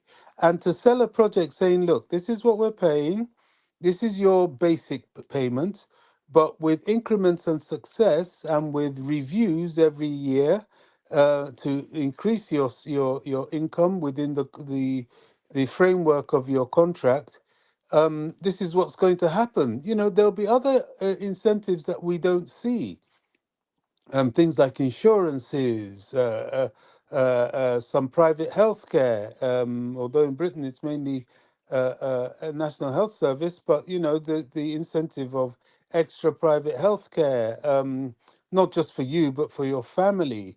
Various things, maybe even and including not only different insurances but certain pensions, which these players would like to have a certain security of when they finish playing football. So there's so many permutations to this. We can't be short-sighted. I maintain Chelsea Football Club is not a poor club at all by any stretch of the imagination. They're owned by money. Money people. Money is the business of the people that own Chelsea. What the rate limiting step is the PSR. However, that is on the face of accounting in terms of our auditing for our books to present in front of the regulatory bodies that we are operating within a what does PSR stand for? Gosh, what does it stand for again? Fit and proper. I've forgotten now. Anyway, we're operating within our means, but that doesn't mean to say that you can't offer more perks within the salary cap that you've created. These are how we get these guys to sign 8, 9, 10-year deals, as is the case of Enzo and Caicedo. You Today. know, the security being offered is huge. You know, the pension scheme that they'll have within that 10-year period is huge. So, among other things. So we shouldn't be panicked by this. We're a good project, you know, for a young player. maybe an old 28-year-old who doesn't have much time left and needs to play Champions League next season because he'll never get the opportunity again. Maybe they may be looking for a quick fix. But in terms of these young players, up to 24, even as old as 25-year-olds, um, this is still a very, very, very attractive prospect. So the issue of wages doesn't really, it threatens because the Saudis can play stupid wages at the moment. Maybe dodgy clubs like PSG can, possibly Real Madrid, but you know, how many people will go to Madrid? How many people will want to go to Real Madrid and give up all that potential game time? Um, you know, we're not unattractive. Let's put it that way. We're not unattractive. So, will it be an issue? It'll be a challenge, but will it be an ultimate rate limiting step? No. We're still in it. We're still in it. The big deal Yeah. is the initial Yeah. purchase So price. this yeah, so you're saying there's more to the new contract format that a lot of us don't know. But more importantly, also it depends on how you sell the project to the players you want to sign. Because these players such as Enzo Fernandez, Mihailo Mudrik, and other players we signed, were convinced to join us and they agreed to join us. And it's not like we're topping the table at the time when they signed for us. Yeah. The club's history does come into place. Plus, what you explain the sell the project to the player, and you can convince them to join. So, yeah, it makes sense, Bobby. It- Go ahead if you wanted to add It's to that not. before we move on. Yeah, it's not even that much of a hard sell because we've got these players that you've mentioned here already. So the vision of where the project can go and where these strikers or whoever it is we want to get, who aren't that many, by the way, they're sort of the final pieces of the jigsaw. They can and will see where they slot in. And every young player wants to be part of something which guarantees his footballing current, his footballing present, and his footballing future. So, you know, there are many, many things here. And as I've said again, you know, these guys have their advisors, they have their lawyers, they have their agents, they have their family. And when they look at the terms and conditions of a contract, there's a lot of finer print. And finer print lies in the word security. What security comes with those contracts? What incentives? I mentioned pension schemes, I mentioned insurance schemes. All this comes in. And if a player, for the greater the length of contract, the greater the benefit of the incentive you can reap. You see what Yeah, I'm but I appreciate saying? you. Yeah, Bobby, while I'm still with you, Yeah. please don't mute yet. Happy birthday to Ramirez, by the way. One of the most at Chelsea, you can say at the time, one of the most underrated players at Chelsea at the time. Him, Oh, Mikel, yes. those two, way too underrated at the time. Yes. Well, happy birthday to him. I think he's a Chelsea legend. And Bobby, do you think he's a Chelsea legend? Let's talk about that. And if you're in the chat, do you think Ramirez is a Chelsea legend? I think he is. And happy birthday to him. He did quite a lot. One of those players that did the dirty work for the more creative players to be more Yeah. as offensive as the manager wants him to be. But Bobby, let's hear you. Yeah, absolutely. I say happy birthday to him as well. Ramirez, at the very least, walks directly into Chelsea folklore. He is a player that was fundamental to the journey towards some of the greatest things we've achieved at the club, not least to mention our first Champions League final. His semi-final goal, equalizing goal against Barcelona at at the Nou Camp.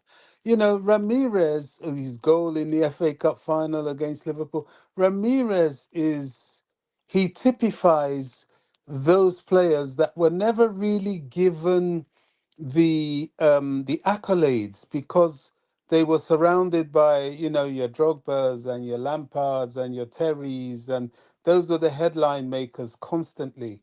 But Ramirez was a giant at Chelsea. He was every bit as pivotal to the club as was Obi Mikel. I mean, the legend that is Obi Mikel will forever be spoken of at Chelsea. He already lives the Chelsea folklore.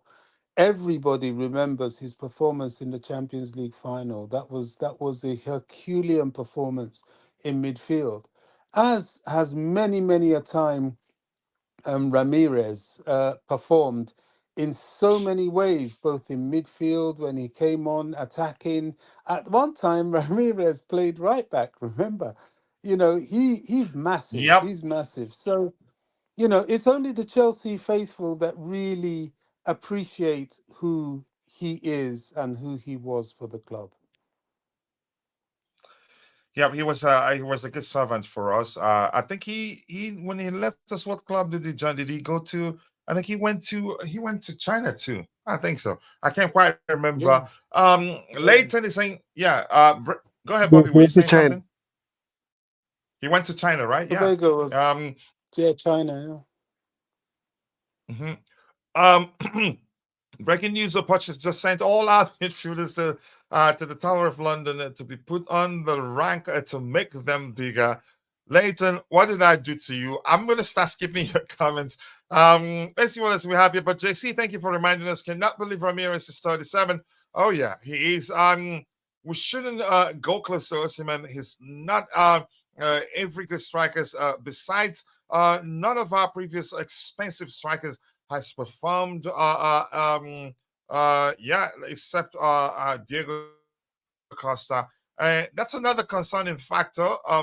Maybe if you're superstitious, maybe you'd believe that all our expensive signings in the striker area, they've all struggled in the pattern to that anyway, and it's believable, but I don't want to believe it. I'm not that superstitious. In my opinion, I believe that God exists, but I'm not that superstitious. Go ahead, Tabel. You wanted to say something?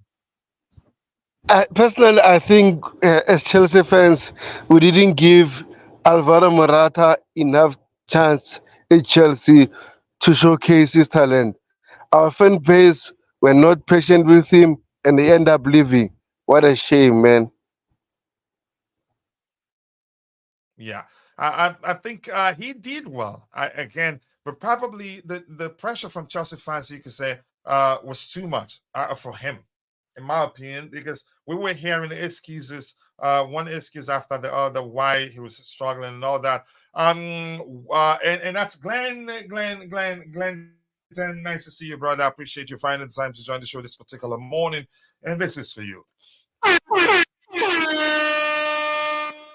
All right, world class players, Glenn says, have big wages, and if they cannot get in here, they will find it elsewhere. That's another way to put that is my concern.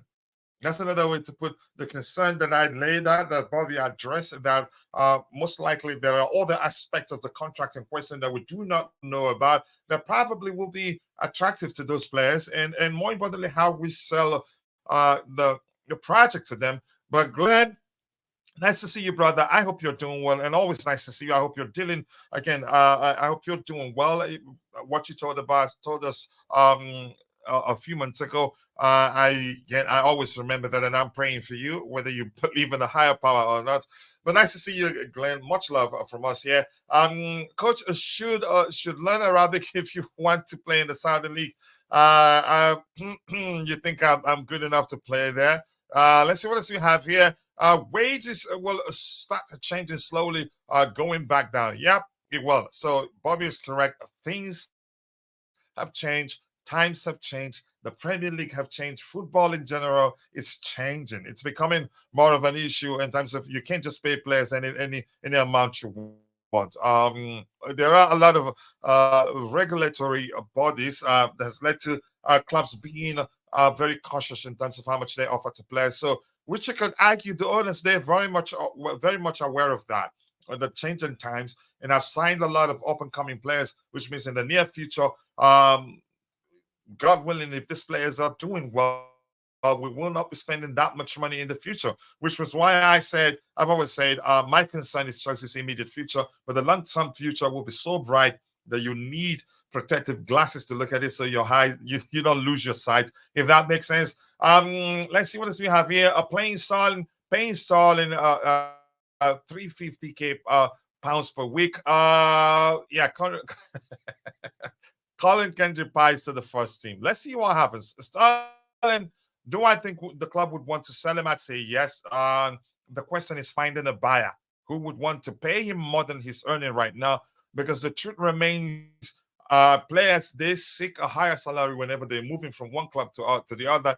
Even though he hasn't performed consistently at Chelsea, the truth remains that he's not going to be in a rush to leave. It's not like he's playing to get back into the England squad anymore. He'd be planning ahead, planning for retirement, and knowing that, yeah, I have to stay here. And if you interview him, he will almost always tell you, I'm not going anywhere. I want to stay and fight for my place. My interpretation of that, when players say that, even Danny Drinkwater did say that. Even when he hasn't played for Chelsea for 1,000 years, during the interview to say, I want to fight for my place. Interpretation of that, when it comes from a player that earns that much money, is simple. Is that, I'm not going anywhere. If you're going to be paying me my money week in, week out, whether I'm playing or not, if you want me to go, pay me off, which means paying him off, which simply means he gets a lot of money in bulk. So Sterling is not going to be in a rush to go anywhere. If he was still fighting for his England place, he wouldn't mind taking a pay cut to leave Chelsea. But I don't think he cares that much about his England place, and it doesn't look like Southgate cares that much about him anymore. So, we're stuck with him. Except if the Saudis come calling in the summer, then they will make it easier on us. Imagine Osimhen in this primary school primary school squad with his attitude and ego. We don't need another type of Lukaku issue. Osimhen, I think, is better behaved than Lukaku. And let me make something clear. I think a lot of people, if they probably, those of you that haven't heard me speak about my preference, would probably think, that I prefer Osimhen over other transfer targets. Gyökeres, my biggest concern is the price tag and the fact that he hasn't performed at the top flight level consistently. Just one season here. My preference actually is Santiago Jimenez, in my opinion. I wouldn't mind Šeško either if we can go for him given time and not be in a rush for him to start scoring 700 goals. Osimhen, for me, my biggest concern is that all his life he's played primarily as a stereotypical number 9. He's played at clubs where every time they get to the final third, and again, majority of their goal scoring chances are always almost channeled through him. And that's not how Mauricio Pochettino operates. And that's why we've heard that he wants strikers who are capable of playing across all 3 positions in the front area. Osimhen is a good player and can adapt because he's very young. If Mourinho was our manager, I'd say, get him Osimhen. But I'm just saying, my point here is Osimhen is better behaved than Lukaku, in my opinion. I don't think he's as egotistic as Lukaku is. And by the way, even I think it's wrong actually saying Lukaku is egotistic. He has ego issues. Just to simplify it, because I don't know him in person, and from what I've seen, I wouldn't say that ego is his problem. Other issues, maybe. So let me just be clear there and not just conclude when I don't know him in person. I think that's wrong. Let's see what else we have here. Chooks is saying, let's try and bring Watkins from Aston Villa. He's an underrated player too, but a fine finisher. We've preached for the club to look at him, but it doesn't look like we're interested in signing him. And Chooks, your name, is it Chukwuemeka? Is it Chukwudi? Is it Chukwukadibia? Please do let me know. I want to know. Kendrick Pies is our next number 10. Lamine Yamal is playing at Barcelona as a first team. Why not? I think Kendrick Pies, I think we just want to, he has to turn 18 before he gets to play for us. And I think we trust him that much. He's that good. There's a tweet that again, Mohammed Abdullah Majid, nice to see you, brother. I hope you're doing well. There's a tweet that we are linked with Inzaghi as coach, but question is, will the owners sack Poch? Okay, let's. I think gradually we'll be taking questions one by one, and I'll try to get. I've highlighted that. I will come back that as a question later. So, Mohammed, if you don't mind, please, I'll come back to that. Bobby, every club offers incentives. This is getting boring. Go away, Vic. Vic, it looks like you're going to that place. But us is way too much in terms of what we've heard, given what we've heard. In my opinion, Ramirez is a Chelsea legend, and not only a legend, but also a cult hero for Chelsea. Happy birthday. You can't argue that because that delicious chip, what's that Barcelona keeper at the time? Rez, that later joined Manchester United. Victor is his first name. Um, who was that? The Barcelona goalkeeper at the time. Victor, Victor Sanchez, Gomez, something like that. Oh man, I forget. Valdez, right? Yes, Valdez. Yeah, that's correct. Yeah. Yeah, That I was a was delicious struggling to chip. remember as well. Yeah. Yeah. He joined Manchester United later, but didn't get to play that much.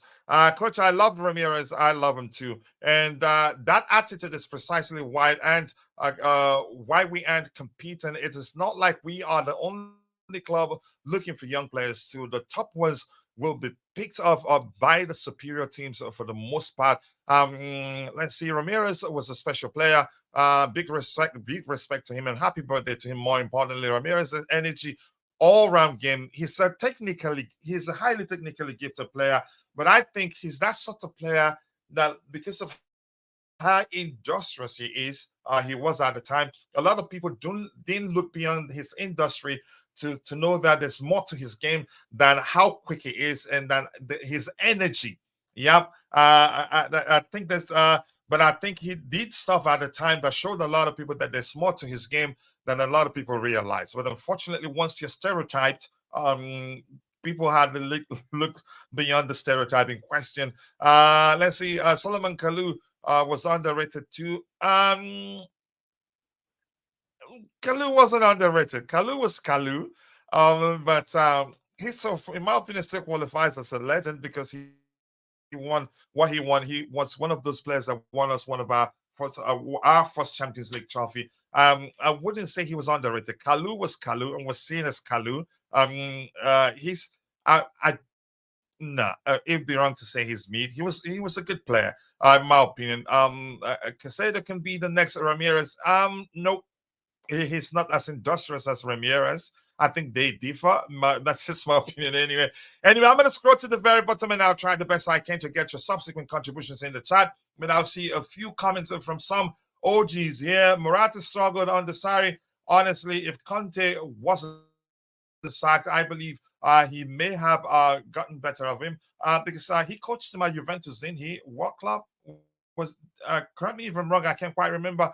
Once Casado moves to CM, if Poch can see that he will be better. Yep, there's a lot more to his game. If our fan base continues to put too much pressure on our players, especially the young players, it's in our job. We need patience. We do need patience. I agree with you. So I'm going to scroll to the very bottom, but I'll try to get your subsequent contributions in the chat. Morata was flip-flopping all over the place, was never going to make it in the Premier League. But I liked the connection, the almost telepathic connection between him and Cesar Azpilicueta. Those delicious crosses and those unstoppable headers from Morata, I will never forget them.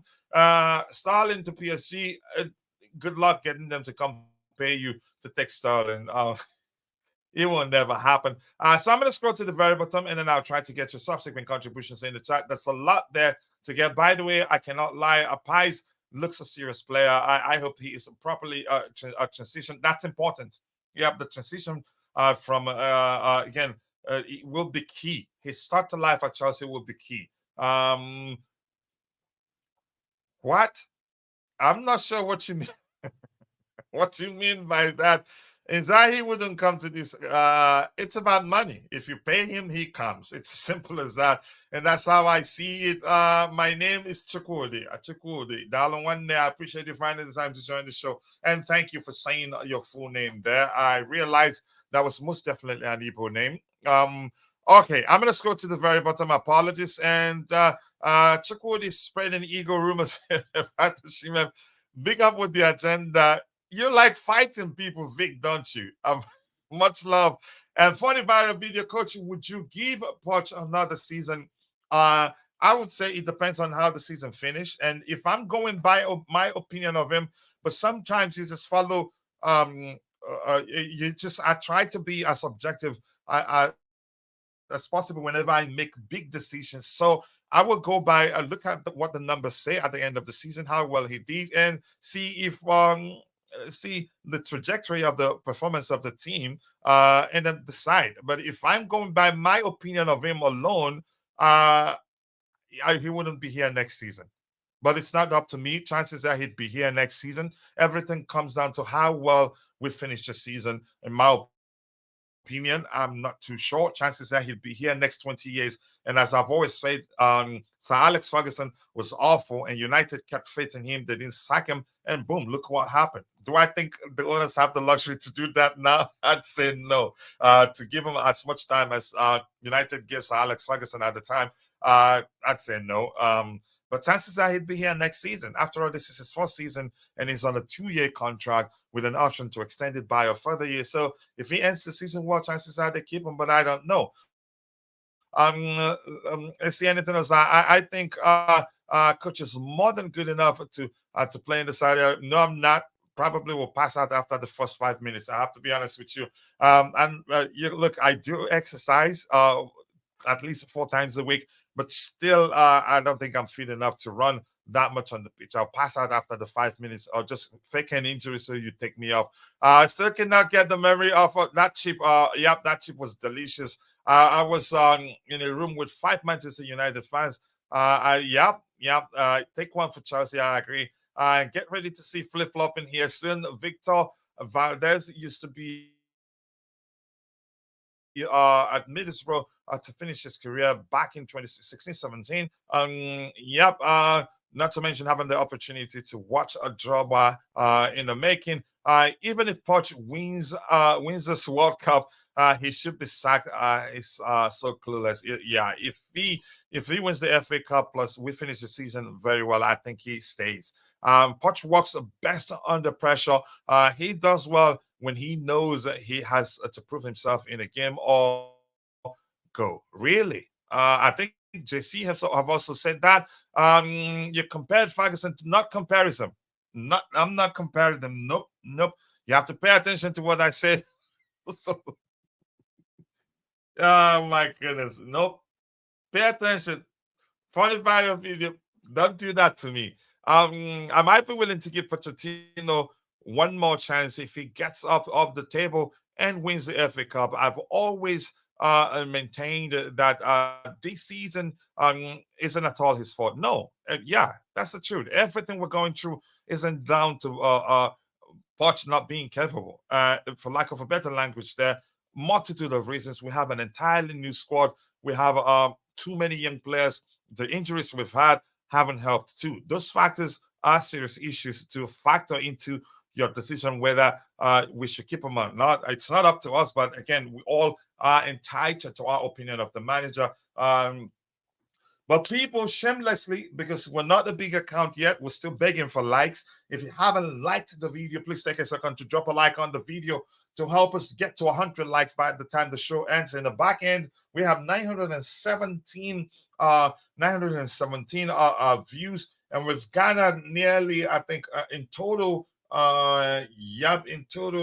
around 15 subscribers, but we need more. We need more likes. More importantly, if you're watching and you're enjoying the show, please kindly take a second and drop a like for us on the stream. And if you're following the show on X, we have 82 people watching, but only 34 on YouTube. The rest following the show on X. If you're following the show on X, kindly like the video on X, and then I'd advise you to come join us on YouTube, and that's because you get a chance to win at least $50 every month, as long as my friend JC Constantine Dante Tebogo remind me that I told them once it's a 20-year plus, they should remind me that I promised to do a giveaway for our members who are students to support them.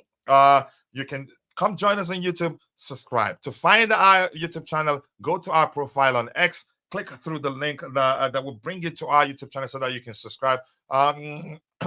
Tappings don't require much physical strength. All one needs is the capability to read the spin on the ball. That's good enough for the Saudi League. Saudi Arabia food is nice. I'm quite sure. I am willing to give Pochettino. Or I lived in northern Nigeria, and the culture don't differ that much in terms of food. So I eat a lot of yep. I am willing to give a Pochettino another season, irrespective. Okay. But do you think the owners will give him another season, irrespective? And I think Vic, you do know exactly what you're doing. I think this is not the first time you've said you've used the word irrespective there. I don't think the owners will give him another season irrespective, because if you use that's so dangerously vague that it simply means even if we finish 19th, he still keep his job. Yeah, that's dangerous to use that term. And if you hired him and said he still has next season, irrespective of what happens, that's dangerous. I'm gonna say that's dangerous is vague. Yeah, as much as I understand what you mean to say there, but that's vague. Um, um, let's see. Look at the accusations here. They're ganging up against me, all of them. Mourinho gave us. He's saying I got that comparison from Roger. Maybe I did. Roger is always objective. As much as he can. Mourinho gave us legends, or others have benefits from great intellect when choosing talents and players. You see, for me, Poch is saying he's given his players barbecue. That's a good reason to give him, right? When I see the profile of manager, this ownership get linked with, and judging by how they spent months to decide on Pochettino, I cannot trust them with another coach. Such they must make this. They must make this work. I'm going to say this: if eventually they decide to fire Pochettino, they will hire the right man. Third time they say is the charm. In all honesty, I don't think they will make another mistake. I think if this doesn't work, I hope it works. In my opinion, irrespective of my opinion of him, I hope it works, because if it does well, my club does well. Now, Vic has got me using the word irrespective. Irrespective of my opinion, I want him to do well. If he does well, my club does well. But if it doesn't work and they decide to let him go, I think that they will go for an elite manager. They will not risk it again, because if you let Pochettino go and hire, you can say a manager that's not an elite, hire even Deservi, all the managers will be linked with Ruben Amorim. Those are all risks. And if you mention Ruben Amorim, I tell you the story of what's that manager we hired that won the Portuguese league without losing a single game, when he had the likes of Hawk, the huge Brazilian footballer, and all those players. And then when he came to Chelsea, what happened? Mourinho is an exception anyway. He did well at Chelsea, but it's always a risk, and you can't risk too much when we're still struggling as a squad. We're not playing properly, rehearsing, not playing as a cohesive unit yet. If you sign any of those up-and-coming managers, it's still a huge risk. And I wouldn't advocate for the club to go for De Zerbi, who said openly that he just wants to enjoy football and doesn't play to win, something to that effect. I don't want to misquote him. I think that will always be there, because the internet doesn't forget. If he signs for Chelsea, every time he falters, the team falters, people will always bring up that comment, if that makes sense. So yeah, let's see what else we have here. If I remember right, Mourinho was the one who gave us a Hazard. Nope. Mourinho was fired before we signed Hazard. No, he wasn't. But he came back, and Hazard got the opportunity to work under him. Correct me if I'm wrong. I think Hazard was signed on who? Di Matteo. Di Matteo. After we won Di the Matteo, championship yes. the following year. Yes, under Di Matteo. And then Hazard mentioned something on the Obi-Wan Sorry, podcast. He said, and people always fail to add that Hazard was a pure Michael Emenalo purchase. He brought him in, Respect to him. Yeah. scouted him, yes, brought him in, negotiated him, everything. exactly. And then the funny thing, Hazard said, he met Roman Abramovich, and then Roman was speaking Russia, and then he couldn't hear him say to Michael Milano, what he's saying. But overall, he said Michaelano is the one who signed him to Chelsea. Yep, Emenalo did well for the club. And quickly here, coach, give Saudi Arabian food a try. Like I told you, I know how it. Again, I grew up in northern Nigeria. Yeah, I grew up in northern Nigeria, so the culture from a perspective of the food they eat doesn't differ that much from that of Saudi Arabia. The culture is the same, and I attend a lot of again occasions for my friends at the time. So yeah, so I know it's good. I know it's good. Um, let's see what else we have here. The owners will try to keep Pochettino. Any decision to sack him will be based on fan pressure. I don't think fans can pressure them to sack him. I have to be this. That's why I said, here's the thing. I've made my opinion of him clear. And that's not me saying he's going to be like that forever. Chances are, we learn with humans. Chances are, he start doing well. And boom, they keep him for, you can say, for 5 years, but I don't see them giving any manager a long-term contract. It will be as we go. If you do well, we extend and all of that. Here's the thing: I've made my opinion clear. I'm not going to be going about with placards or boards saying "Poch out, Poch out." No, that's because I know the fans cannot pressure the owners into firing him. That will not happen. If anybody likes, climb a pole and land upside down or go hog transformer, electric transformer, it will not change anything. Everything comes down to how, again, if they look at it, if they look at how well, look at, again, do the, you can say, take stocks. Let me just use that language at the end of the season, and they see, yeah, here's the reason why we didn't make it into top six. But I'd argue, irrespective of my opinion, that he's not the reason why we're not in the top six. And you've heard me say that 1,000 times. My opinion, 1,000 times, my opinion is different altogether. So yeah, the fans cannot pressure them. You don't know these guys. They didn't become billionaires by being sentimental. And we know, I'm going to repeat this, I've said this a billion times, they're big believers in numbers, in statistics, for whatever language you prefer. And the truth remains, numbers say that had we been clinical in front of goal, we'd be in the top six, at least top seven, if that makes sense. And if they look at that, they're going to say, yeah, and we just need to sign a striker or sign certain players here and there. And the truth is, we've been making progress. But that's besides my opinion of the manager. And you know that, but I'm not going to repeat it again here. But I get your point there. Yeah, if he has time, he can. Roger is always welcome, but I think he's very busy. And again, maybe the show holds at the time where he doesn't have the time to join us, but he's not obliged to be here. He doesn't get paid to be here. He's always here whenever he has time. Nobody gets paid to be on the panel here. So I understand people have other priorities. So yeah, I miss him too. But let's see. Top 7 or 17, Pot stays. I'm sorry, no, you're not letting me down. I know there are a multitude of reasons why he stays. The fans cannot pressure the owners into firing him.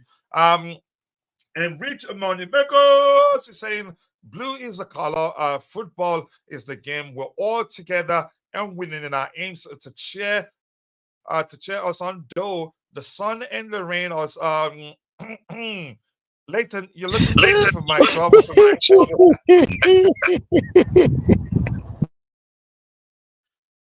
I don't know what to do with that guy there. Lion King of football and entertainment. Poch will win Chelsea the Audi Cup. You're right. Okay, let's see. Since this guy is mentioning the Audi Cup, I think in 2025 we are going to play the Club World Cup. So I think the board should be ready in terms of a solid manager. If they trust Poch, they must back him with good enough players in order to improve the squad or get a world-class coach. That's it. Where I'm going to say is this. I think probably, I don't know. Chances are he stays here beyond this season. But I just said if they decide to fire him, I don't think they will take any risks with managers again. I think they will go for an elite manager. Yep. And I'm gonna move with that. It was FVB. Yep, it was FVB. Barbecue after parties is something Vic can't let go. Maybe Vic attends those parties. Maybe that's the reason why he wants Poch to stay. Based on what they took several months on his appointment, how will they suddenly flip the switch and pick the right profile? They learn. And I'm gonna say something I've said before. The proof that they learn, and I will always remind people, these guys didn't become billionaires by being stupid. They gave Graham Potter a 1,000-year contract. What happened after that? They learned that when you give the manager such a lengthy contract, and they learned also, first of all, they learned that giving manager a lengthy contract is a huge risk because you're not too sure it's going to work. And then they learned that giving the manager such a lengthy contract, if they start underperforming and you want to fire them, it takes a lot to fire them. Yep. So now what did they do with Mauricio Pochettino, who I'd argue is actually a much better manager than Graham Potter? They gave him just a 2-year contract with an option to extend it by a further year. They're learning, in my opinion. But here's where we are. I think the biggest problem we have is that they will always take risks. If they feel that the risks that they would take will give us an edge over every other club, just like signing a lot of young players, they will continue doing it. And they're not in a hurry in terms of us being the best in the world, but I know probably they want us to do well. Everything they're doing. Have you heard about their vision of I think a team that will garner 100 points plus or so, that will end the season with 100 plus or so? They mean it, but probably they've made mistakes in the process of trying to get there. But I think we will get there. And if we are banking on the young players alone to take us there, it will take time. If we want to start doing better next season and at least participate in the next edition, that's probably next 2 years, in the next edition of the Champions League, we need a bit more experience to balance things out, if that makes sense. But I'm with you. I understand where you're going with that. Let's see what we're doing. Coachella, risks is what's going to save our club. Yeah, they take a lot of risk there. They didn't get to where they are today by avoiding risks. Haven't had a soda drink for ages, but due to rich. You guys should leave me alone, seriously. So let me see if there's anybody in there with a question that needs to be addressed. Let me see. They were scouting him while Mo was there, but yeah, it was again scouted by Emanalo and Co. Was signed under Di Matteo. Hello, brother. This is a question from Judge Blue 7. How do you feel about Mauricio Pochettino? In all honesty, I don't want to bring that up here. But let me make my opinion clear. I feel bad. Yeah. I think, given the fact that we have too many young players, you cannot dispute his pedigree in terms of nurturing young players. At Southampton, at Tottenham, where I'd argue he overachieved, in my opinion, given that he was ill-equipped, in my opinion. But more importantly, overall, he's known to nurture young players and get them to play at the level that we expect them to play. But I think until proven otherwise, I think when it matters against the most talented managers, when it matters, not in the semifinals, not in the quarterfinals, but for instance, in the finals, when it matters, I think he's going to falter. And in my opinion, I think I've seen occasions where the opposition manager where we start games well, but the moment the opposition manager tweaks things around to impact the game, and the opposition team starts playing better, he usually doesn't respond very well. Sometimes he comes across as if he has he had in some games, he did come across to me as if he had no answer to the changes that the opposition manager made. But there's a first for everything. Chances are he's learned from his mistakes, and probably, I don't know. But my opinion is that when it matters, he's going to falter. He won't be able to measure up to the top-notch managers when he really, really matters. And unfortunately for him, how many finals has it been to and not win any? Like we won anyway. I don't know if that counts. We won one during preseason, but you get my point. That's my opinion of him, and that's not to say he cannot change in tomorrow. Start again doing better than a lot of people expect him to do. I don't judge him by his time at PSG. A lot of people say he had Messi, and he won League R, didn't he? If that makes sense, but you understand my opinion right now of him, and I'm gonna move on from that. Let's see anything else. Fan pressure is the reason Potter was sacked. Even Potter, it got to him. It got to him. Yeah, I agree with you. Fan pressure counts. It counts, but do I think he will move to owners that much? I don't think so. That's just my opinion anyway. Um, uh, Coach, I suggest you go and see the finishing percentage of all EPL players, then see whether CFC players top that table. You will be surprised to know everyone misses chances. We just don't create enough. Here's the thing: this argument makes sense. A lot of people will come up and say we miss a lot, but the truth remains: the more you create, the more chances you have to score. So that's why I like this particular comment. But I don't like JC and wouldn't call it a delicious comment anyway. Let's see, not the stats again. It's good. Does sound like Roger, but you can't just disregard what the stats tell us. It's important. It helps us stay objective when we talk about these issues. In my opinion, we have 85 people watching, but here's where the issue here is that only 38 is following the show on YouTube. The rest on X, 46 people following the show on X. And those of you following the show on X, you'd be better off joining us on YouTube here. Their data showed that we will be a top four with first half results, then a relegation battle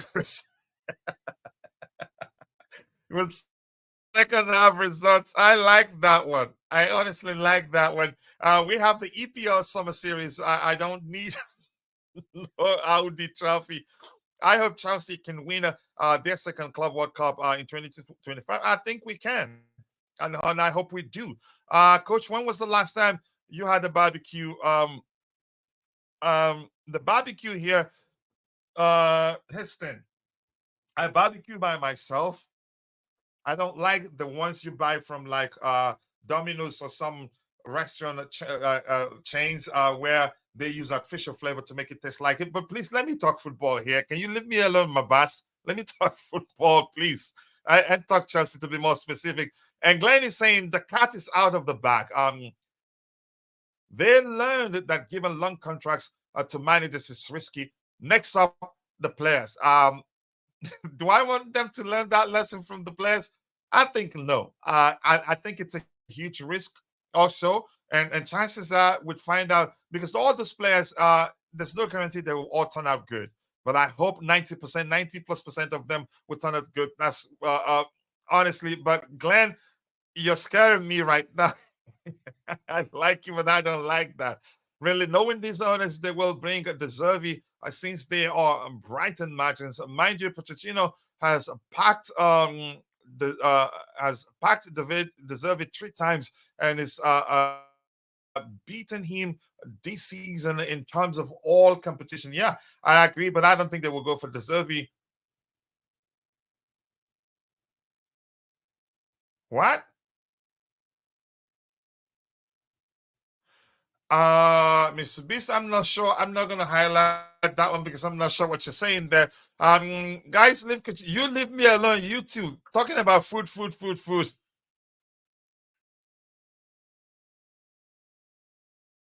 Mr. Beast, I'm not sure what you're saying there, so I'm not gonna pay attention to that. Maybe until it's clear to me what you're saying.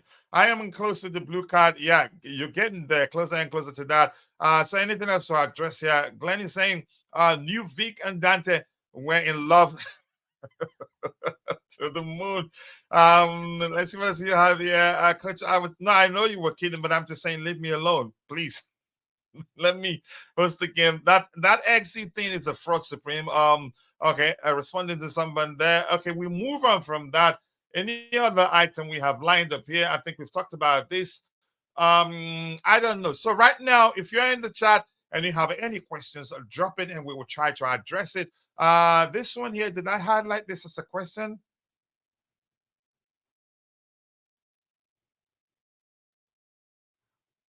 Oh yeah, let's talk about Inzaghi. Tebogo, let me start with you. I know you know him very well. There's a tweet that we are linked with Inzaghi, coach. But question is, will the owners sack Poch? So let's hear you, Tebogo. Two questions there. I want to. The first part of that particular comment there isn't a question, but I'm turning it into a question. Do you think we can get Inzaghi? Is he a coach you would want? Two questions already. And do you think the owners will sack Pochettino? Let's hear you, Tebogo. So if you have questions, drop it in the chat and we'll try to address it. Personally, if we hire Inzaghi at Chelsea, I think we need to change our structure, which I don't think the current owners will do. So I would love Inzaghi at Chelsea, but at the same time, I don't think if it's what we are trying to build at the moment. For example, maybe if it was Julian Nagelsmann, where we know that he can develop players and stuff, maybe good. But in terms of Inzaghi to Chelsea, I don't see it happening. Also, in terms of sacking Poch, at the end of the day, in football, it's all about business. If you don't produce the results, you're getting fired. So it's up to Mauricio Pochettino to do well, to push the players to do more well in order to get the results. That's why sometimes we can blame the coach, not the players, because every time we don't do well, we look at the coach. What are you doing? Are you telling the players good things? Are you pushing the players hard and stuff? That's on the coach.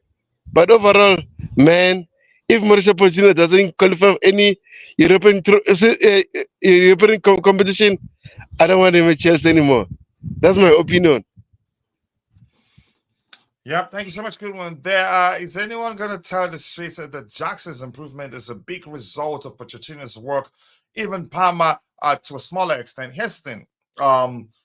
First of all, the players again had it in them in the first place.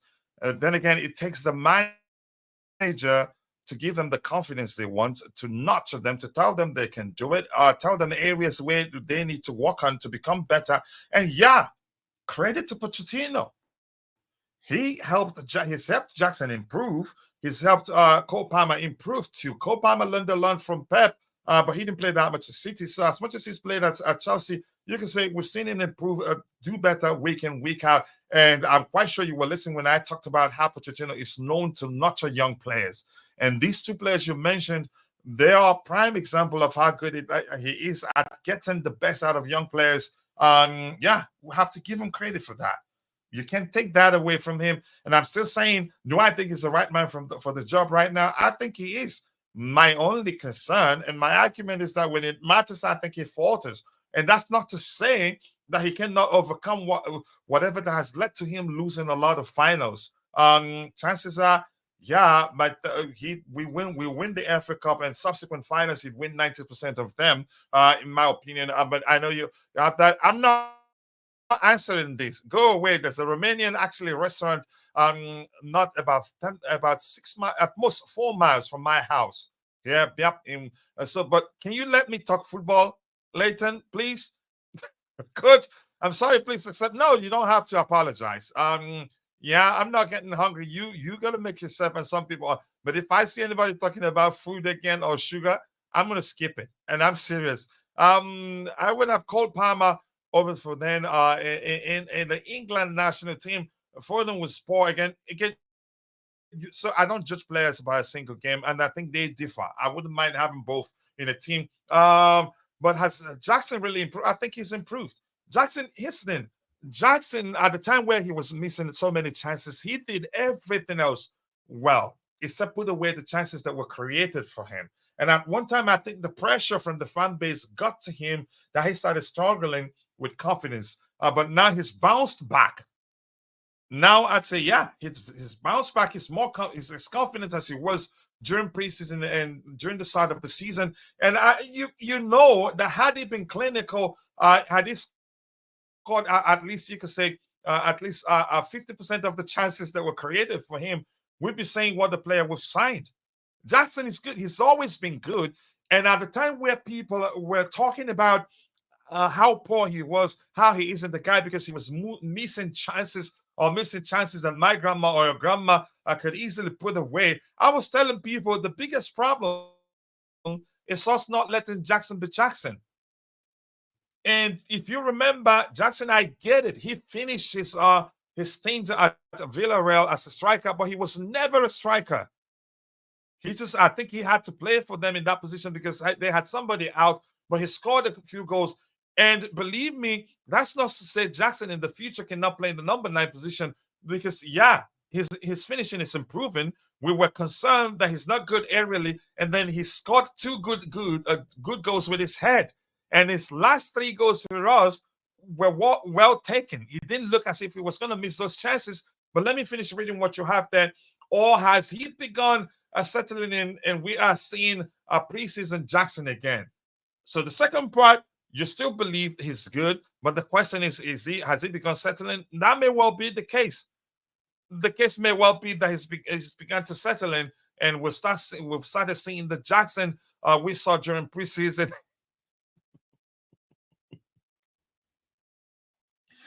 I wish I could share the picture that Glenn sent to me, but I'm quite sure a lot of people have seen it. And that picture is hilarious, really. It's a picture of what's his name, of Mauricio Pochettino wearing the shirt. I think that's photoshopped. I don't think that's his real picture there. Correct me if I'm wrong. Saying if they sell Gallagher, we'll riot. I think that's serious grifting right there from somebody making money from that. And the shirt is actually, that polo shirt is actually on sale on some website. I saw somebody share that. That's hilarious. But that's why no credit for Poch. Palmer is Pep. No, give him some credit. He gave him look. Okay, if that's how you see it, that's fine. In my opinion, we need 4 to 5 experienced players and a better coach. Some people will think that's the case. I don't think we need too many more signings. I think just 1 or 2. A striker, one of them. But the profile of striker is where the question lies. Chances are Pochettino doesn't want us to sign another striker, but we don't know. I'm also going to start giving people blue cards. Okay, you handle it there. I can even see Casado developing in terms of covering the right spaces for preventing counterattacks and forward. Yep. My observation is that whenever we are, again, one of the center backs venture forward, he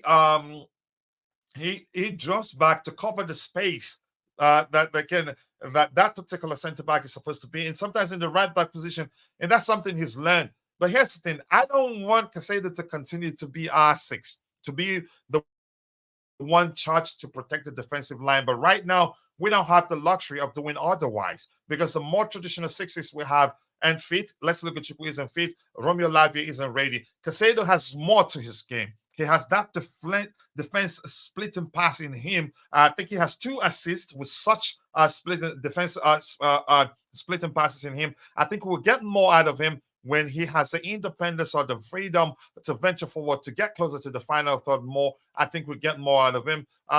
Gusto defensive prowess is going up as well. Yep, he's doing more and more. Jackson meets cities against Dortmund in preseason. To be honest, I still don't think he's good enough. But yes, he has definitely improved. I think it'd be a risk to sell Jackson. I don't think the club will sell him. I think they looked beyond the chances of Smith, knowing that's a good player in him. And by the way, how old is Jackson? 43? He's still young. You get my point? I'm being sarcastic. It's sarcastic there, of course. He's still very young. So I think we're expecting too much of him, actually, but he's done really well. We all failed to realize that we lose our games in the second half of every game. That's Poch's fault due to poor in-game management. He's clueless. I am not telling you the system pattern he plays the team. Okay, let's see what else we have here. The moment Villarreal shifted Jackson into a striker, his numbers went up. He's more comfortable as a winger, but clearly a striker role, he can be productive once he starts being more clinical, or you can say more confidence in himself. I don't think anyone really understood what happened with Jackson. Credit when it's due, please. Just go away. I'm not going to say that. If you want to say it, you be the ones to say that. Somebody please type Glen 10 in the chat without the @ sign, without no symbols. Just type Glen 10. I'd like to you say, yep, that to be triggered. I would love Cole Palmer over for Den. We've talked about that. I'm going to scroll to the very bottom and then I'll try to get your subsequent contributions in the chat. Okay. And who, please? Okay, I don't know those two players. I can't even say their names. Coach, did you see the news that Gallagher is close to agreeing a contract from Carter's side? And Carter's side, Fabrizio Romano, I think, is the part owner of that outlet. So chances are that's the truth. And again, we don't know what's going to happen. If he stays, I'm fine with it. If he leaves, I'm fine with it. Jackson on the left wing would cook, but I hope he doesn't become selfish. Like Alan Saint Maximum, a player that here's how I remember him. He dribbles himself, or Sterling. So Maxima, wow, you could call him an underdeveloped player. Yes, I was not throwing shades on Jackson. Yeah, you weren't. But that's how I analyze comments, go bit by bit. Just think he needed some time. A second season is when would see more of him. I think I agree. Coach, do you remember Alan St. Maxima? Yeah, I laugh every time I see him on the pitch. He dribbles himself.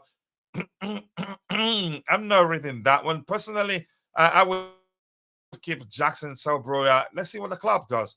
But that's, by the way, people. I'm going to scroll to the very bottom. If you have any questions, drop it in the chat, and we'll try to address it. Coach, that was Leighton naming 2 Romanian footballs foods, not play. You see, I don't know anything about that. Yeah, but thank you. The loads of Chris with chicken and mayonnaise. Yeah. Okay. Thank you. I appreciate that. We still need a striker. Jackson cannot be. He's not about number 9. I have to say that, but he's gotten better, and I think he has a place in this team and will be here for a while. Speaking of Starling, I heard his free kick has passed beyond our observable universe, so we can't even see it anymore. Imagine some Maxima M. Palmer, Jackson, Neymar front 4. Wow. Let's see. Jackson played as a central forward of 43 times, left wing 3 times, and second striker once, for your information, in total. I didn't have that information, but I think Jackson was never a striker, in my opinion. But the 43 games in total for Villarreal, are you saying for Chelsea or for every club? Again, in totality, his senior appearances in totality, I don't know. In total, maybe. I keep dropping likes on the stream. If you have any questions, drop it in the chat, and we'll try to address it. If I cannot, I will pass it on to Bobby. Yeah, go ahead. Yeah, I see people are arguing that Mauricio Pochettino didn't improve some players. We have to check in terms of Malu Gusto playing role. Also, Jackson is improving. Another player who's improving, I think, is Moses Kesed, as I mentioned. Cole Palmer at Manchester City, he didn't get enough game time, but under Poch is improving. He also praised Poch about giving him freedom and stuff. So I think players are improving. Even in the Leicester game, right? The score was 2-2, and you saw the fight and the energy from the players willing to win that game, to turn things around again in order to win that game. So I think we are improving there and there, but the main issue is the in-game management. And other thing is spoon feeding Raheem Sterling. Yeah, Tebogo, are you at the beach? I think JC wants me to ask you that question, and Constantine saying Tebogo, it's windy. Are you at the beach? I'm quite sure you're taking a walk. But just don't worry, you don't have to answer that. I'm just reading what 2 people said in the chat, 2 of our senior community members. So Tebogo is outside Mike watching for big micro. But by the way, if you have any questions, please drop it in the chat. We'll try to address it. But while we do that, we are at a statistics table just to tell you who's stopping what in each matrix of statistics for Chelsea players in total, and we'll see also go back to the overall league statistics to see what department we're doing well in. Aziz King is saying, Poch Ingham management is poor. He does not change until we concede. In most cases, that has been the case, or until it's too late, in my opinion. Saying Coach Jackson is a striker that cannot finish his meal. Stop giving excuses for him. He's a decent player, but we need a better option next season. Okay, Vic, you win. Do you agree now? Oh my goodness, Vic, I don't like you. You know that anyway. Tebogo is in KFC waiting for crispy chicken. Wow. I want to talk football, please. So the first you can say department top goal scorer is Cole Palmer with 11 in total. Nicholas Jackson has 9 goals, and yeah, Raheem Sterling has 6 goals in total. Not bad. Cole Palmer 9 goals, and he took most of our penalties. So, but he's done well. Assist also, Cole Palmer is top in that department. So he's looking like he's going to be, he will eventually emerge player of the season for us. Assist, he has 8 in total, followed by Conor Gallagher with 5, Malagusto 5 in total. I think that's just Premier League. That's just Premier League. I think Malagusto has 8 assists in total right now, including Premier League and on. Vic has a crush, and Jackson is declared. Let's see what else we have here. For goals and assists, Cole Palmer has more, 19 in total, followed by Nicholas Jackson, 12 goals plus assists. Raheem Sterling, 9 in total. Forget about 4 goals per 90 minutes. Cole Palmer, 0.56, and Nicholas Jackson, 0.45. Mihailo Mudryk, 0.40. Wow. Cole Palmer everywhere. Expected goals, Cole Palmer, no, tops. Nicholas Jackson tops that one with 12.6 goals. Okay. And in total, Cole Palmer 8.9, Enzo Fernandez 5.7. Cole Palmer in every department. XG per 90 minutes, Nicholas Jackson, we know that. Followed by Cole Palmer. And then Amanda Pereira, even though he didn't play that much. Not bad. Expected goals on target, Cole Palmer 11.7. Nicholas Jackson 10.8, followed by Raheem Sterling. Shots on target, Nicholas Jackson 1.3. Cole Palmer also in that department. In every department, shots by 90 minutes, Cole Palmer 2.9, Nicholas Jackson 2.6. Amanda Pereira, who hasn't played for 1,000 years now. Yep. Big chances created, Cole Palmer 9 in total. Conor Gallagher 7. Malagusto 7 in total.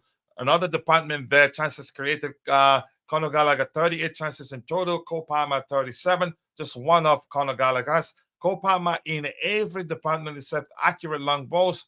Toppled Enzo Fernandez, followed by Thiago Silva. Cole Palmer also in expected assists per game, 5.6. Wow, not by 6. I think in total that's this per 90 minutes, followed by Raheem Sterling and Enzo Fernandez. Cole Palmer is in a lot of departments. Again, expected assists per 90 minutes. Cole Palmer is stopping that.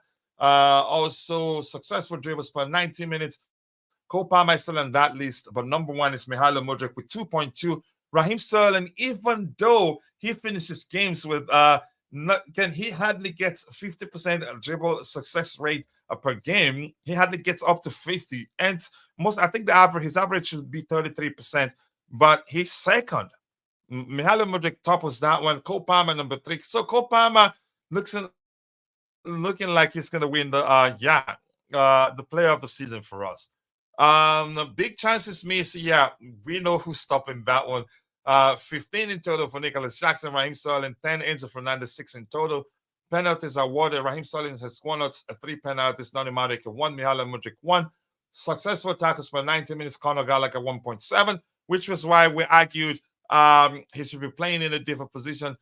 Levi Cowell actually has done well, 1.5. He's on par with Moises Caicedo in terms of successful tackles per 90 minutes. Moises Caicedo is on par with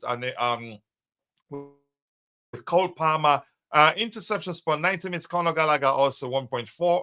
Takes that one, followed by Levi Cowell and Moises Caicedo. The 3, okay, it makes sense because those two departments aligned: successful tackles per 90 minutes and interceptions per 90 minutes. Clearances by 90 minutes, Thiago Silva, followed by Axel Decisive by Colwell. Blocks by 90 minutes, Thiago Silva. Moises Caicedo, Axel Decisive. Penalties conceded, 1-1-1. Benwell Vedashile, Marco Correa, Malo Gusta, I think. One also from Moises Caicedo. Possession, one in the final third. Conor Gallagher, 1.4. Raheem Sterling, 1.1. Amanda Broya, 1.1. And yeah, clean sheets. Robert Sanchez has kept 3 in total, but that would even lead me to think he's better than Petrovic. Petrovic 2 in total in the Premier League. Save percentage, Robert Sanchez 67. I think that's not complete. Just him. They didn't even put that of Petrovic. Let's see anything else. Nothing important again to look at. Fouls committed per 90 minutes, maybe. Conor Gallagher 2.4, and that's how, yeah, he earned that high, you can say, successful tackle rate. Moises Caicedo 1.9, Raheem Sterling 1.5. Yellow card, yeah. Mr. Jackson 9 in total, 8 Moises Caicedo, Cole Palmer 7 in total. Red cards 1-1-1, Conor Gallagher 1, Malagusta 1, Reece James 1, and that's it. Yeah, Cole Palmer is massive indeed. I think he will end up winning a player of the season, in my opinion. Let's see what else we have here to talk about. Cole Palmer is massive indeed. He is seriously massive. I think he wins a player of the season hands down, and no player will come close to him, given that, yeah, he's toppling a lot of departments, and in other departments where he's not leading, he's somewhere there, either in second position or third position. So we're waiting. Again, if you're in the chat, if you have any questions, drop it. We'll try to address it. We have 87 people watching, but only 33 of those people on YouTube. And if you're watching, remember, yeah, we're not a big account yet. We're not there. That's why we're still begging for likes. If you haven't liked the video, please take a second to drop a like on the stream to help us garner more likes. And it's easy to see the like, comments, and dislike options. If you're using the mobile devices, press and hold your screen for just about a second. Those options will pop up for you. Then you do whatever you want to do there. So let's hear you. Let's see if you have any questions. 15, and y'all want to pretend we don't create.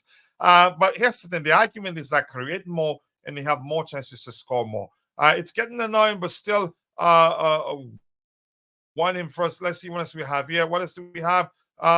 Keep dropping the likes on the stream, people. The likes to go along with. Please, let's keep it to football. Bobby, I want to hear you. Cole Palmer, what a signing he's been for us, and there's something I've learned about him. He's not that sort of player. Usually, most players in his age bracket, if they have a bad game, then chances are they'll have a bad game in the next game. But I think he's so confident in his ability that having a bad game today doesn't stop him from, you can say, doing well in the next game. And I've said before, I've referenced Kanwanko the last time I talked about him. He's that sort of player, even when he's having a bad game, if you leave him on, the next minute he'd get a goal or an assist. And the last game we did a watch along, and I was just telling Ty he's been missing in the game, but I wouldn't worry too much that chances are he'd do something. And it wasn't just after a minute, up to a minute after I said that, he got a goal. But Bobby, let's hear you. What a signing he's been for us. I'm gonna wait. Keep reading what we have there till Bobby is ready to speak. Bobby fell asleep, coach. Forget about him. I didn't. I was going through the stats. Everyone hit the like button. I've It been takes battling just a to second. unmute Yeah. and Yeah, go get ahead, my Bobby. system going. I've lost my trend of thought. Where was I? Where are we? We're talking about Cole Palmer. We looked at statistics, Chelsea player statistics. He's topping, you can say, more than 50% of the departments of the areas we checked, and in areas where he isn't topping, you see the second or third. He's you can say by miles our player of the season. Yeah, I agree. There's no amount of accolades that can be heaped on him in view of the difficulty of the season as well. That would be too much. I mean, he really does deserve the praise he's getting, and long may this continue. May he evolve into an extraordinary player. It would only mean the club will do well, and it would only mean that the fan base will receive something to bring them some joy. Yeah, and he doesn't come across as a sort of player. If you hype him too much, it gets into his head. I think he's spoken every time he speaks. You, you will get the impression that he knows he hasn't arrived. He knows even though he's playing week in week out. He knows even though we signed him and he got straight into the team and is doing well. He just appreciates the fact that he's playing and he knows that he still has to improve. I like that. But for some people of his age, of his age bracket, you can say praising them that much leads to them, you can say, feeling like they've arrived, and then before you know it, they start underperforming. But go ahead.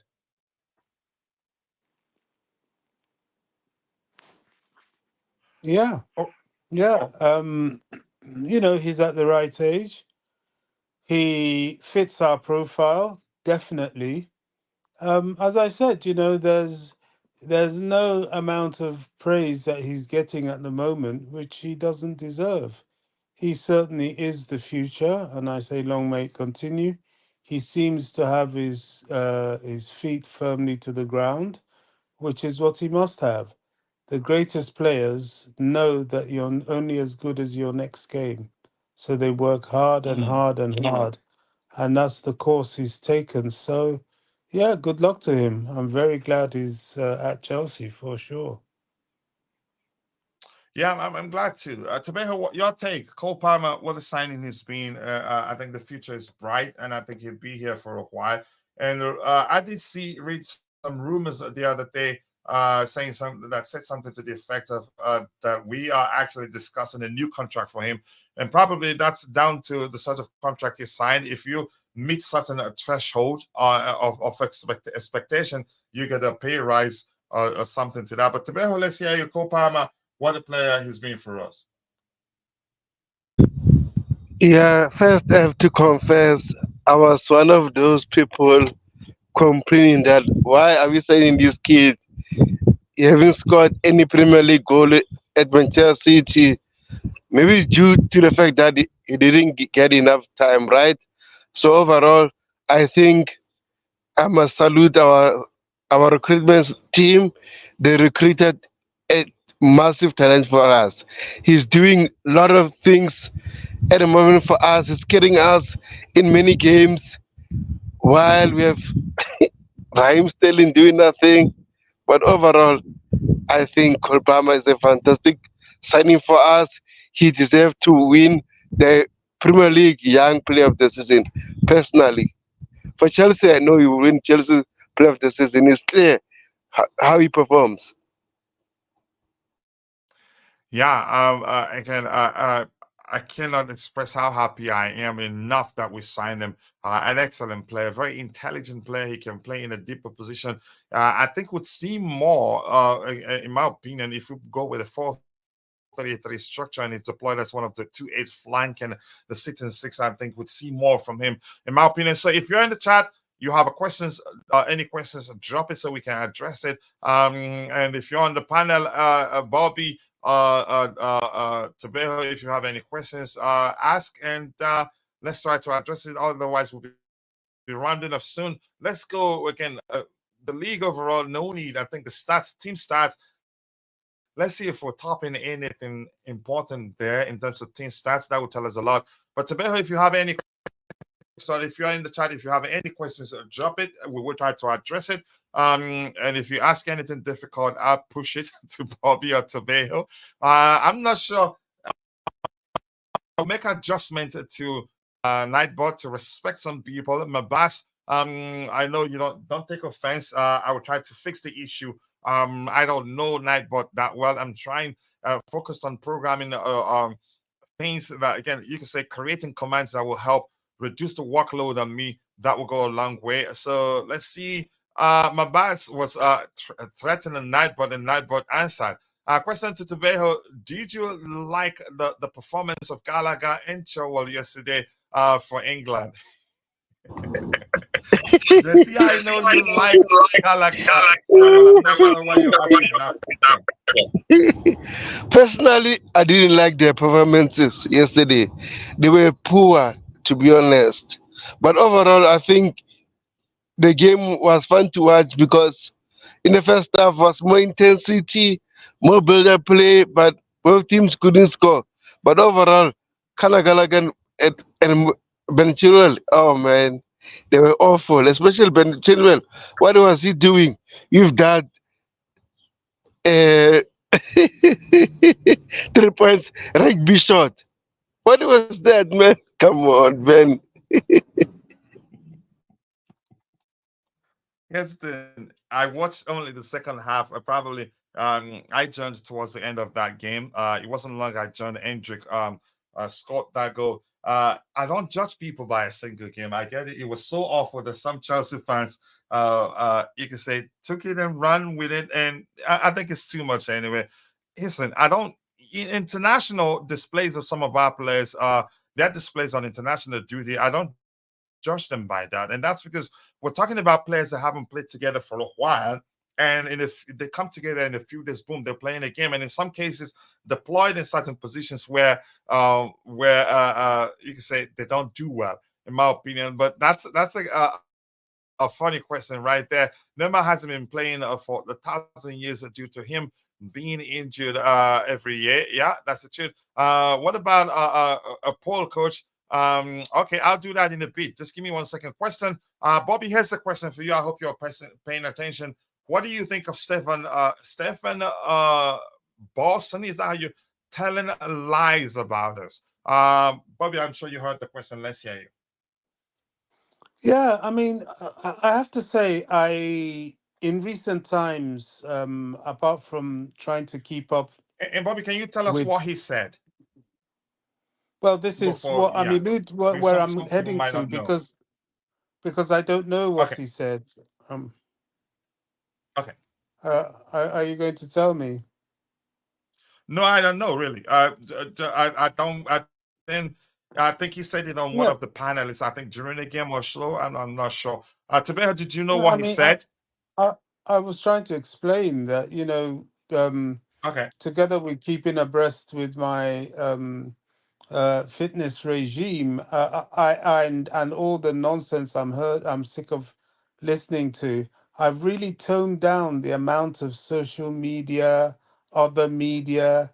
I don't even watch games live on TV or games on TV with the live with this commentary on, or listen to the pundits halftime and pre-time talks, because it's all so much garbage. It's so much garbage. I just can't stand it. There's I limit even the platforms I speak on now. I speak on this. Thankfully, I'm always grateful to be on these platforms because they allow me the great opportunity to exercise, my passion and my hobby. But I think a lot of them are nonsense. I listened to Michi Boy last night. I couldn't join him. I was so dazed from my treatment that I just listened, but I don't listen to many people at all. So hearing what this geezer has said, which probably is pure nonsense, I don't know. I'm just explaining why I don't know what he said, because I probably am not listening to garbage when I see it anyway, not to mention hear it. So yeah, if Tobago knows, please enlighten us. Tabeha, did you know what he said? What did he say? Uh, check your DM and then you'll read what he said about us.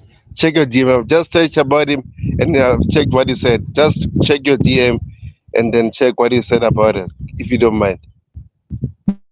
Okay, 1 sec. Give me a second. Let me open this up. 1 second, Bobby. There. Let's look at it. I'm opening it.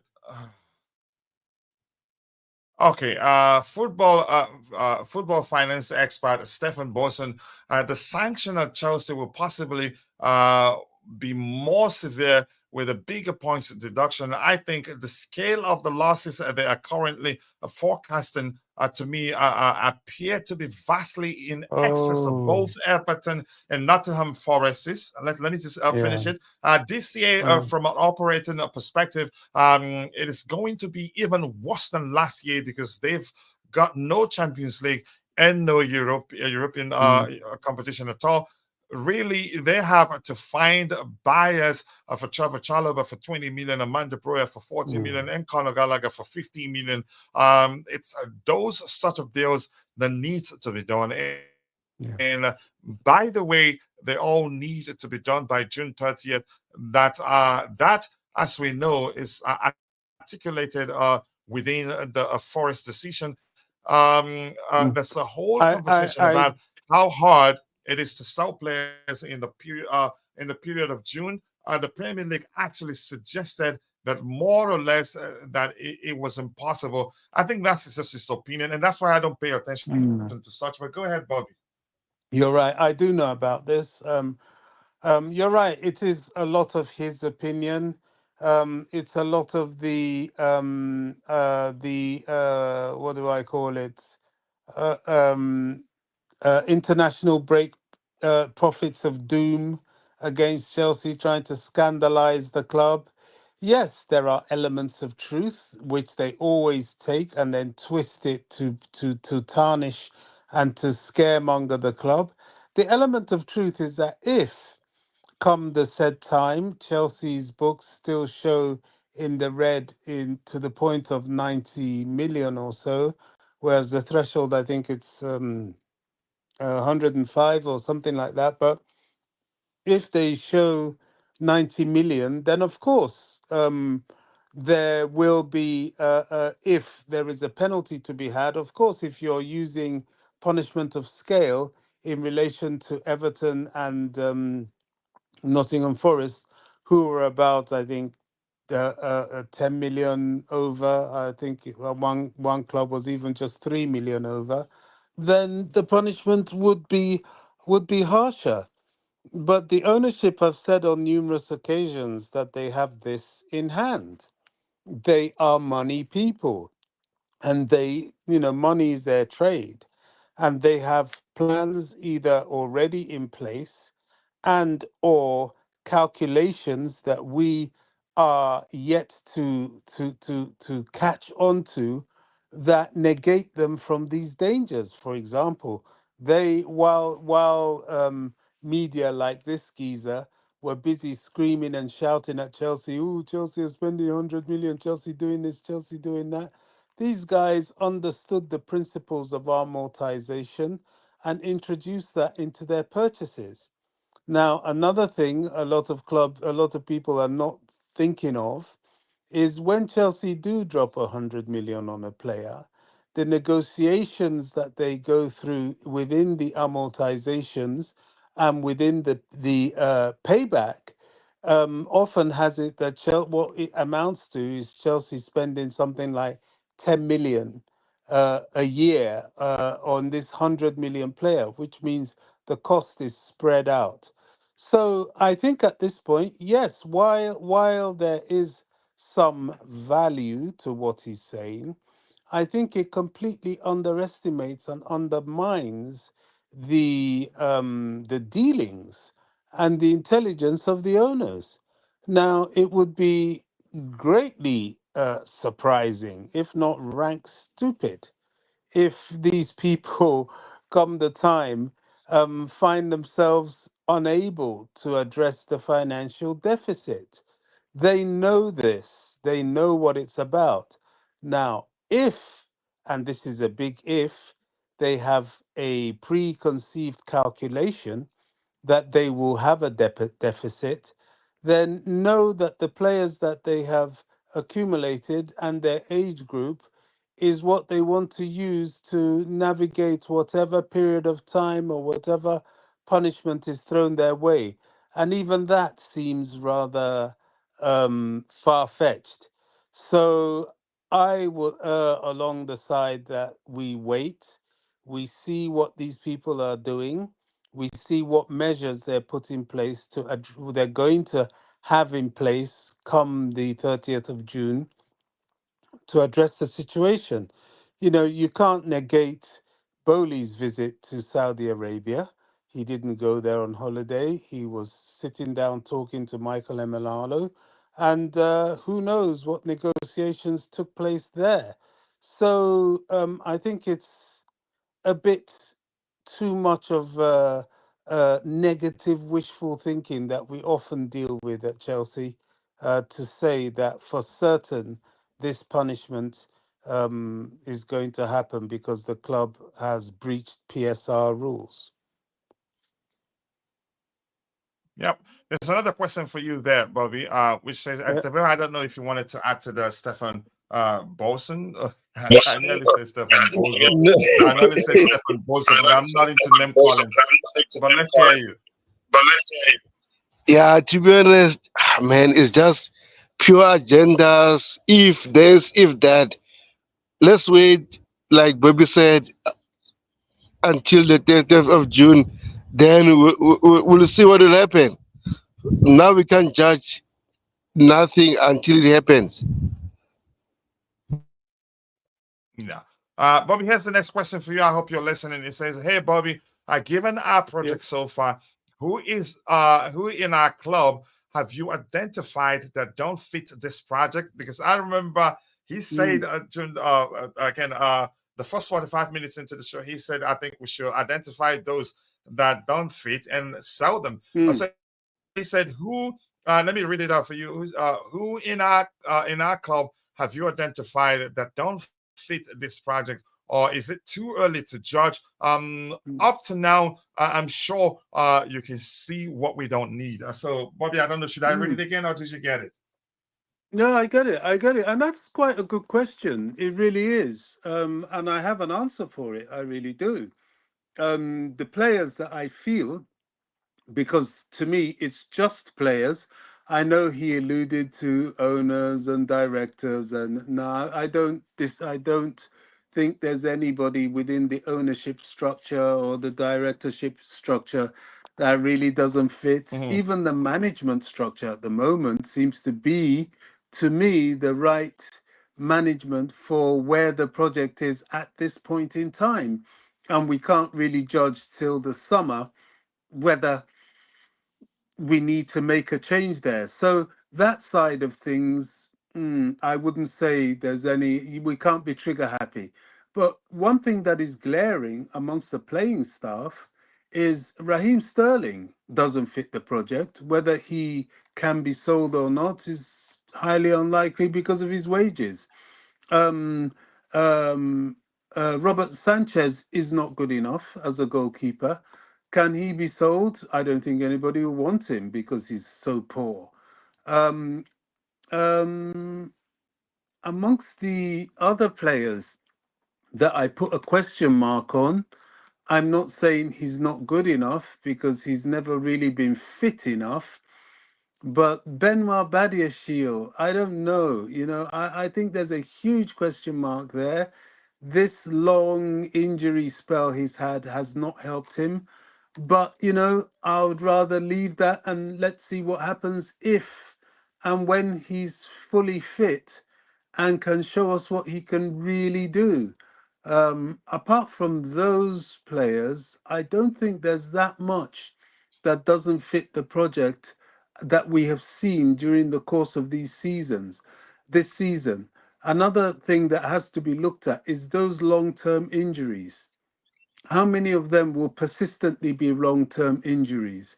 And if we find that any of them are going to be persistent long-term injuries, then dare I say it, as good as they are, they probably don't fit the project either because we can't afford this every season. We simply can't go through this again, not to mention every season.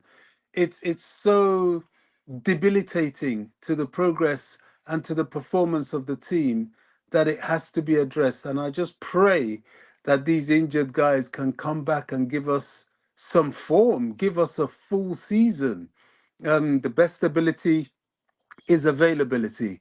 I think that was first said by, just to get my referencing right, Monster not FC. Monster, that's right, Monster, peculiar guy. Yeah, I like the way he talks. Sometimes, because I think sometimes he can go over the top a bit as well. But yeah, he was dead right. You know, the best of it ability is availability, and I'll always ascribe that to him because he did say it first, and it is very, very much the right thing. So that those are the areas I would be looking at for things that I can, categorically say are not for the project. And for me, one definitely I've seen now is Raheem Sterling. Nah, not good enough. Not the player that's getting over 100k a week. But that is the problem. Bobby, what about Ben Chilwell? Well, he falls into what I said about the consistently injured category, doesn't he? I mean, he's trying to come back this season. He's trying to show there's some life left in his legs. But honestly, if next season he goes back to this, come October, we lose him for another 4 months and that merry-go-round, I really don't think he's for us. He is a good player. I like him. I think his quality, but he's not available. So what is the point in that? So I'm praying for him. I'm hoping he can sustain some presence, sustain some fitness, at least between now and the end of the season, into the summer. I know there's talk of the Euros. He'll want to go for that. So that will be part of his pre-season. But, he's got to show he can stay fit. He's got to. If not, there's no point. What is the point of these players that are just, as I said earlier in the show, we're looking at Nkunku, Lavia, Fofana, Reece James. These are all figments of our imagination at the moment because they're not here. They're apparitions being paid. So, please, we really need to get out of that. We need those guys on the pitch. We need them playing. We need them fulfilling the terms of their contract and indeed the terms of their and for their own career.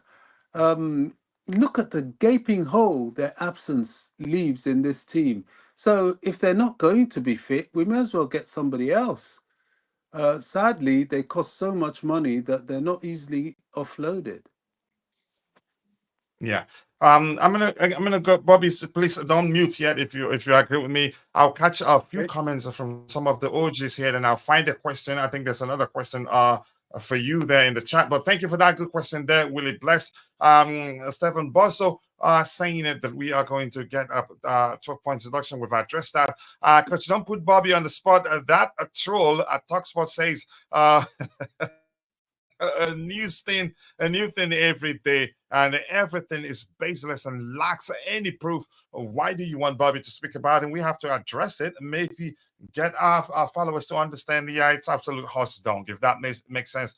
And that was an angle from Kachila. You think, okay, Vic is using all his accounts for this poll, and so far 59% wants Pochettino sacked and 41% wants to be given time, and that's 22 votes in total. Talksports is just a waffle centric. These guys were praising the owners of finance policies earlier this season.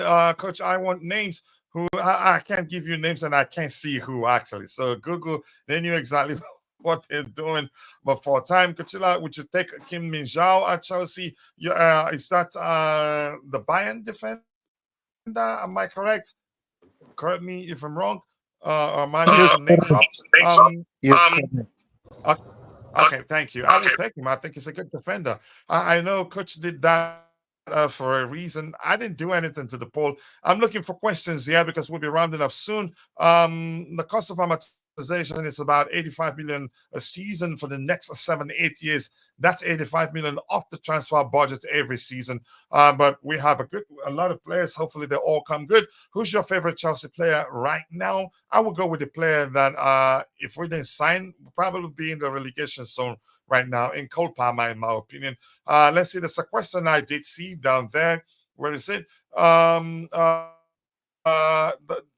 Steve here saying the most Chelsea thing I've ever seen, wanting to talk about spending more money on more players. Clearly, this isn't the issue. We are a bunch of fans who don't seem to understand this game. That's a solid argument. At least Robert Sanchez not on a high salary. Now, okay, Bobby, here's a question here, which says, Bobby, what are your thoughts on Duncan Richards, 18, 18 years old, 6 foot 2 inches, player playing for the senior team. I don't know him. Bobby, do you know the player in question? If not, we'll ask Tobejo. If it doesn't, I think it's about For time we which call it a senior day. Go team? ahead, Bobby. Player. To be more specific, which senior team you mentioned in Rich Moneymakers? I don't think he's there to answer the question. I know him. Come on, guys. Okay. Oh, I don't know him. I have to be honest. Go ahead. I think his first name is not Duncan Richards. I think is Dujan Richards from Jamaica, if I'm not mistaken, a striker that we signed recently. I know Right? Dusan Richards. Dusan Richards. Whoa, whisper. Oh, let's hear him what he say about the Dusan Richards. Then we'll talk about it. Let's hear what he say. I'm not sure if he's referencing Dusan Whispers.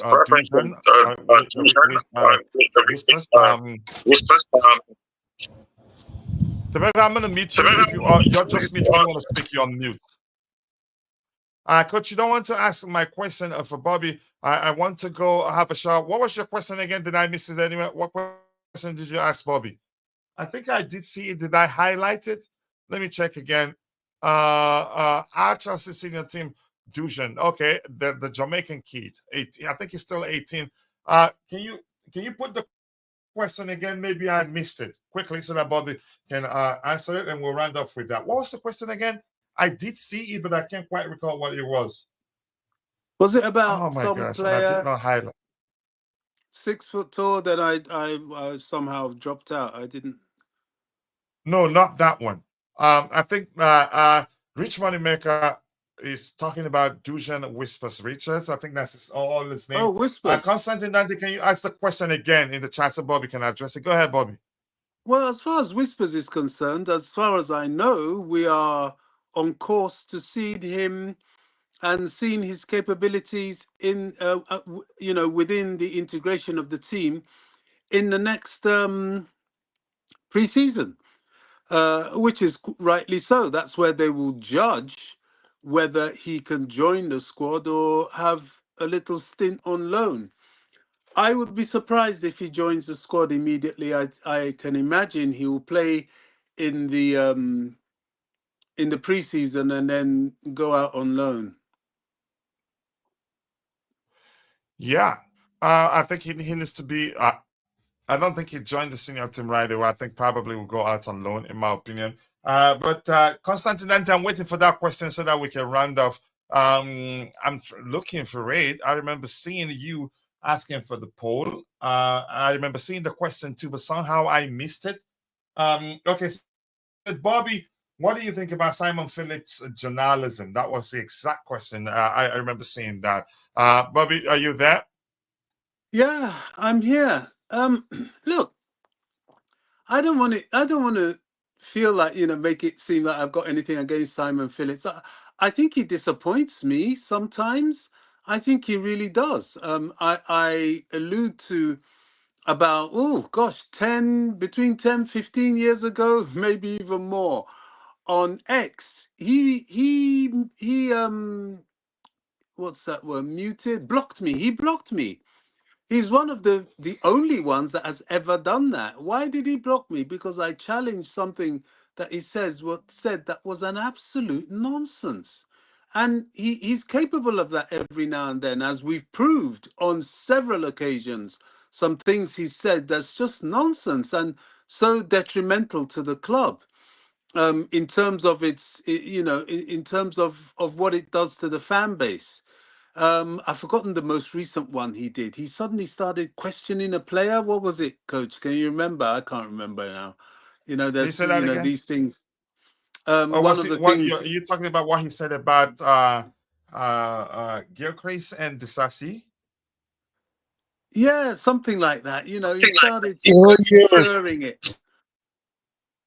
when You he know, said he's that Gyökeres is better than this, I see, and this is Yeah, exactly. some. yeah. Go ahead, Bobby. Yeah, you know, he comes out with these things which, for me, it's unsavory. I don't appreciate it. I don't like it, and I don't think the fan base needs it. Yeah, but he does, broadcast. He does publish some things that is interesting, is worth reading. I don't know. He's one of those. Honestly, he's one of those that sometimes his opinions are damaging. Let's put it that way. They're damaging and they're dangerous. And in terms of the Chelsea fan base, and people are now wise to it. He's lost a lot of his good reputation because of those silly things he throws into the mix sometimes. That's all I have to say Yeah, about it, man. you could. Yeah, you could argue he likes to throw spanners into situations to make it worse. I think he comes Yeah. out as comes across as someone who doesn't have good control of his emotions. If we're losing game, you should see his tweets. If we're winning games, you should see his tweets. The contrast is concerning. Never talks about the underlying issues. Just jumps, puts out whatever he wants to say out there. But thank you for that, Coach. Yeah, you must answer. You need to disclose who all voted give Poch time. I don't see that. And you guys now, you and Constantine Dante, you're concerned that a lot of people don't see things the way you see them. You want Ron Spoon, if you ask them, you say, from this current circumstances, I would take Kim. I like him. Let's see anything else we have here. We the fans want the list. I can't give you a list because I don't know. And in all honesty, I don't know really. And with that, people will come to the natural end of the show. I think if any chance, again, I'll be home all day. And if I have time for anything, I just come up and let's talk Chelsea. That's all we do. We enjoy doing that. I will try. I don't think I've ever heard you guys thoughts on Simon Jordan said about Chelsea. I think let's talk about that another day. Maybe we'll host a show. We would talk where we will talk strictly about the campaign against Chelsea. Keishon, nice to see you, my New York bro. I hope you're doing well. Big up Kuchila and the chat. Peace out, everyone. Big up Rich Amoni Mekos. And big up Nemaya Fawale. Big up Mabas 05, my Iraqi bro. Big up Keishon, my New York bro. 20 come and eat what? Enjoy your food, but thank you because I can't eat with you. I'm not sure what you're eating. Thank you, Constantine Dunchu. Big up to you, brother JC. Big up to you, all of you in the chat. And yep, Supreme Quads, Vic was there. And the legendary Glenn was also in the house. And if I missed your name, apologies, I'm only human. See you guys next time. God bless us all. And cheers.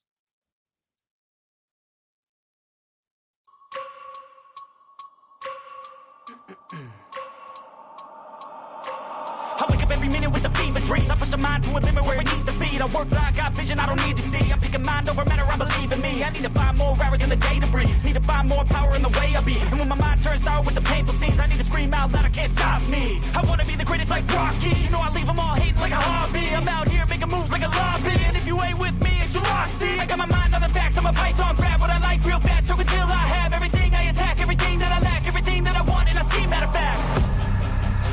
Cause I'm my own worst enemy. Only if I let it be. I can control anything if I can just think carefully. I control my destiny. Deep up in my mind I manifest it.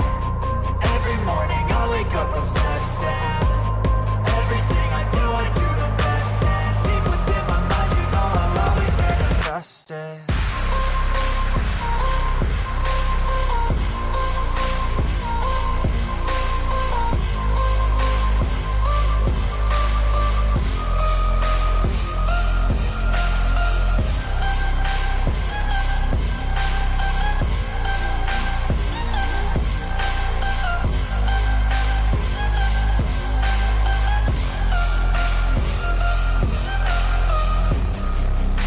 So bitch, I better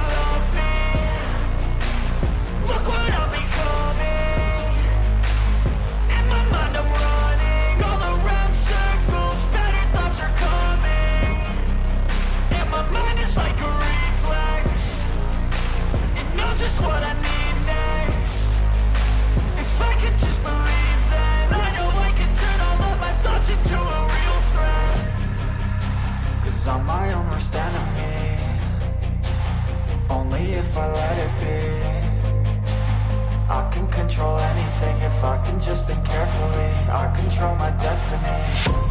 Deep up in my mind I manifest it.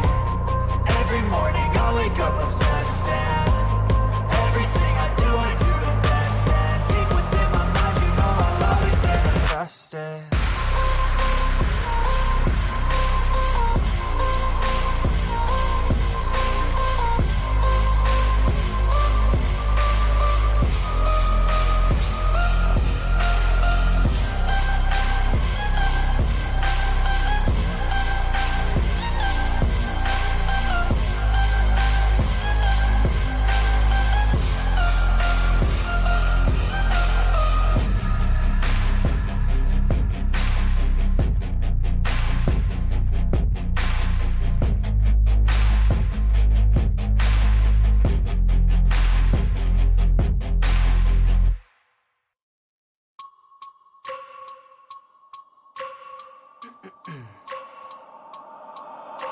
I wake up every minute with the fever dreams. I push my mind to a limit where it needs to be. I work blind, got vision I don't need to see. I'm picking mind over matter, I believe in me. I need to find more hours in the day to breathe. Need to find more power in the way I be. And when my mind turns sour with the painful scenes, I need to scream out loud, I can't stop me. I wanna be the greatest like Rocky. You know I leave them all hating like a hobby. I'm out here making moves like a lobby. And if you ain't with me, it's your loss. See, I got my mind on the facts, I'm a python. Grab what I like real fast, so until I have everything I attack, everything that I lack, everything that I want, and I see matter of fact.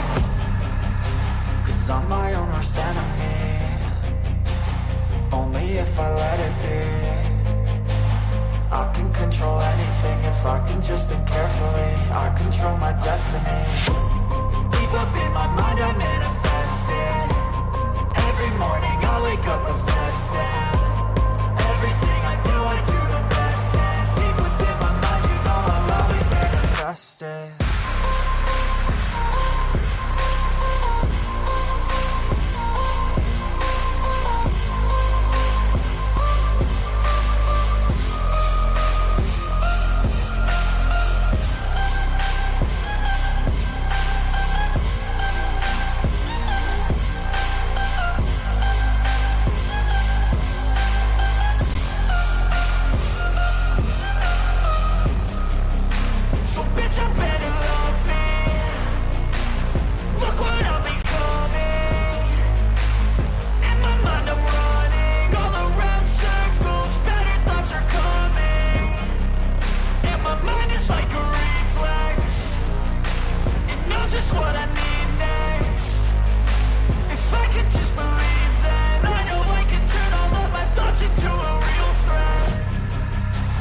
I'm my own worst enemy. Only if I let it be. I can control anything if I can just think carefully. I control my destiny. Deep up in my mind I manifest it. Every morning I wake up obsessed, and everything I do the best. And deep within my mind, you know I'll always manifest it.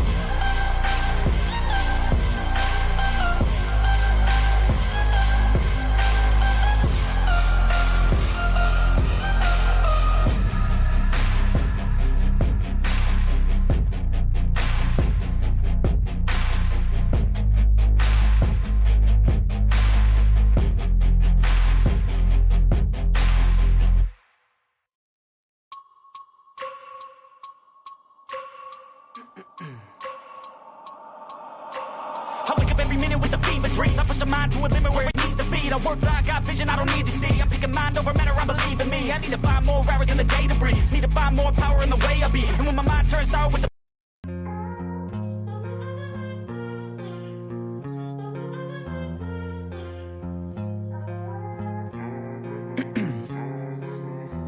in my veins, I've been driving this train.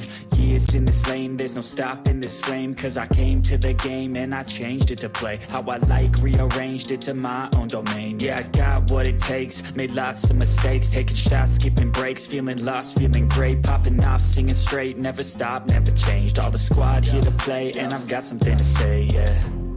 I work hard each and every day, I get lost in the words I say. I don't push pause, no I push play.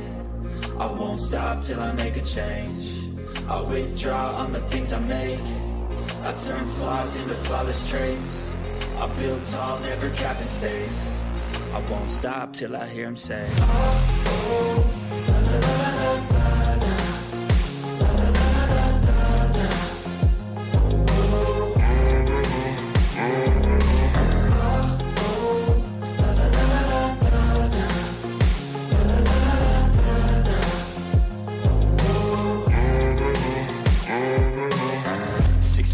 and I'm up again. I got tired eyes, need a cup of blend. That's right, in the AM, that's my only friend. No light, just the sun coming up on the horizon. I lose track of time, yeah, I move fast and climb a new class divine, yeah, true passion shines. And I'm through passing time, I choose stacking dimes. You snooze half the time while I move passing by.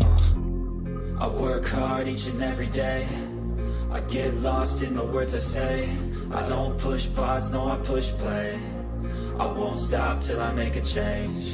I withdraw on the things I make. I turn flaws into flawless traits. I build tall, never capped in space. I won't stop till I hear him say,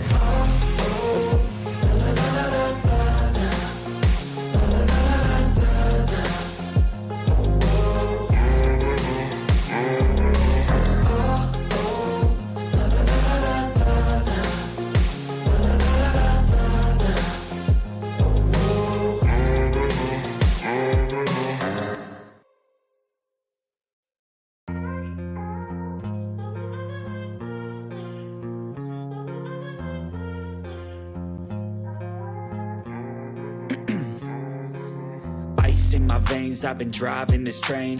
Years in this lane, there's no stopping this flame. Cause I came to the game and I changed it to play how I like, rearranged it to my own domain. Yeah, I got what it takes, made lots of mistakes, taking shots, skipping breaks, feeling lost, feeling great, popping off, singing straight, never stopped, never changed. All the squad here to play and I've got something to say, yeah. I work hard each and every day. I get lost in the words I say. I don't push pause, no I push play. I won't stop till I make a change. I withdraw on the things I make. I turn flaws into flawless traits. I build tall, never capped in space. I won't stop till I hear him say,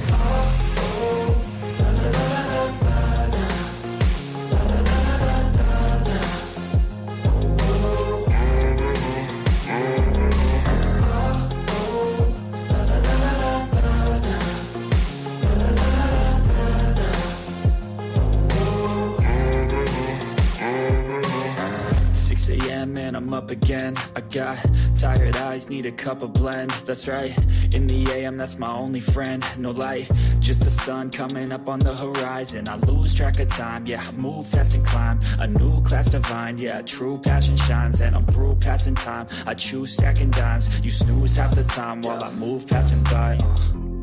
I work hard each and every day. I get lost in the words I say. I don't push pause, no I push play. I won't stop till I make a change. I withdraw on the things I make. I turn flaws into flawless traits. I build tall, never capped in space. I won't stop till I hear him say,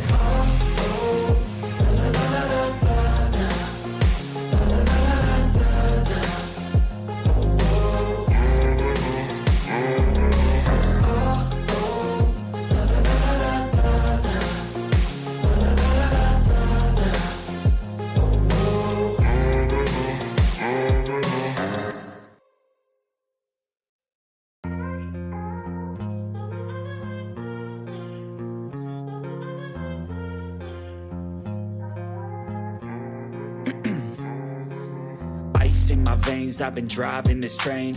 Years in this lane, there's no stopping this flame. Cause I came to the game and I changed it to play how I like, rearranged it to my own domain. Yeah, I got what it takes, made lots of mistakes, taking shots, skipping breaks, feeling lost, feeling great, popping off, singing straight, never stopped, never changed. All the squad here to play and I've got something to say, yeah. I work hard each and every day. I get lost in the words I say. I don't push pause, no I push play. I won't stop till I make a change. I withdraw on the things I make. I turn flaws into flawless traits. I build tall, never capped in space. I won't stop till I hear him say,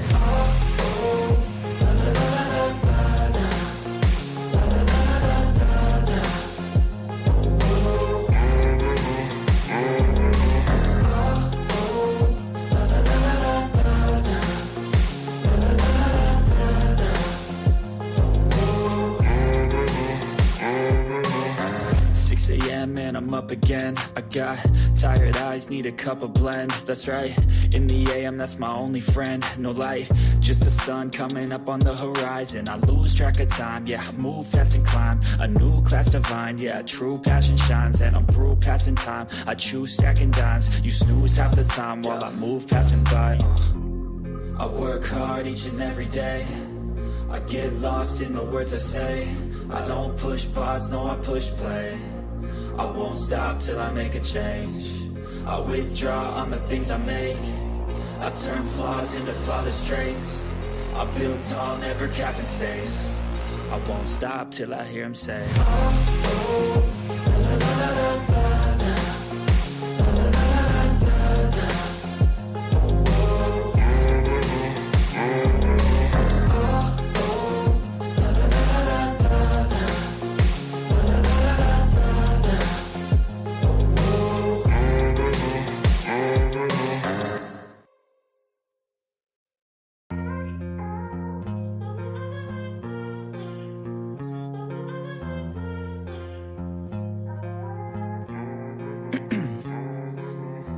in my veins, I've been driving this train.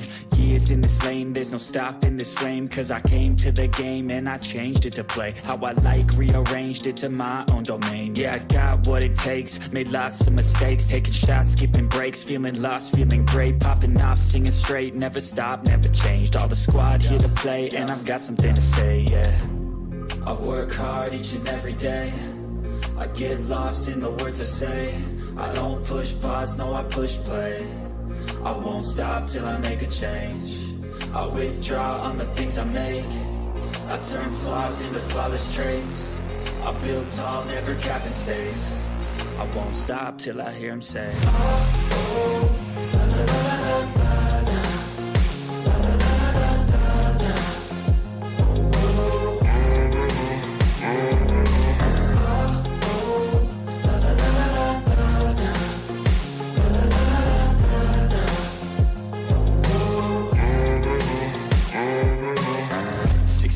and I'm up again. I got tired eyes, need a cup of blend. That's right, in the AM, that's my only friend. No light, just the sun coming up on the horizon. I lose track of time, yeah, I move fast and climb a new class divine, yeah, true passion shines. And I'm through passing time, I choose stacking dimes. You snooze half the time while I move passing by.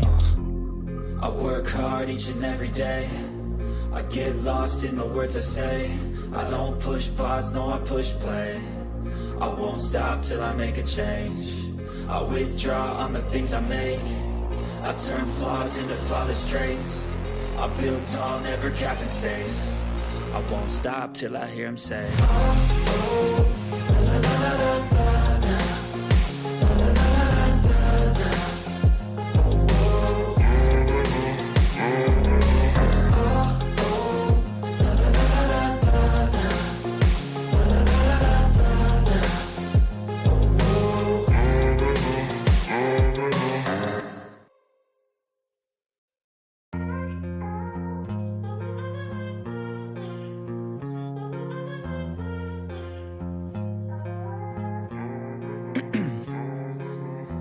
in my veins, I've been driving this train.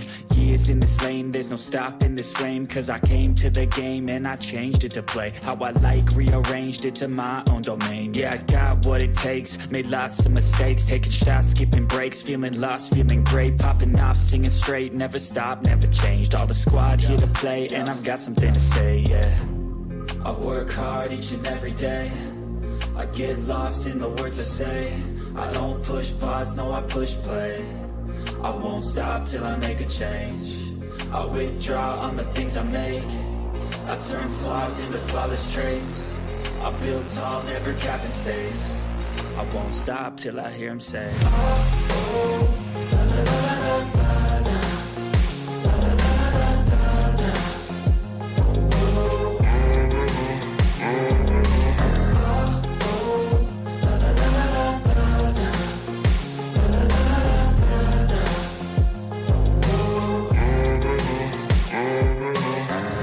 a.m. and I'm up again. I got tired eyes, need a cup of blend. That's right, in the a.m. that's my only friend. No light, just the sun coming up on the horizon. I lose track of time, yeah, I move fast and climb a new class divine, yeah, true passion shines. And I'm through passing time, I choose stacking dimes. You snooze half the time while I move passing by. I work hard each and every day, I get lost in the words I say. I don't push pause, no I push play. I won't stop till I make a change. I withdraw on the things I make. I turn flaws into flawless traits. I build tall, never capping space. I won't stop till I hear him say,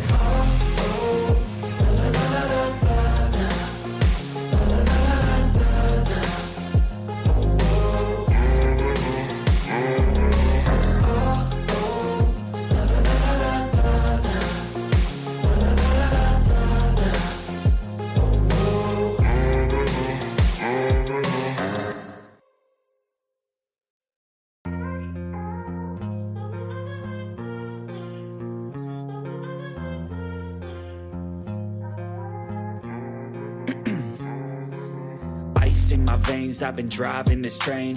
Years in this lane, there's no stopping this flame. Cause I came to the game and I changed it to play how I like, rearranged it to my own domain. Yeah, I got what it takes, made lots of mistakes, taking shots, skipping breaks, feeling lost, feeling great, popping off, singing straight, never stopped, never changed. All the squad here to play and I've got something to say, yeah.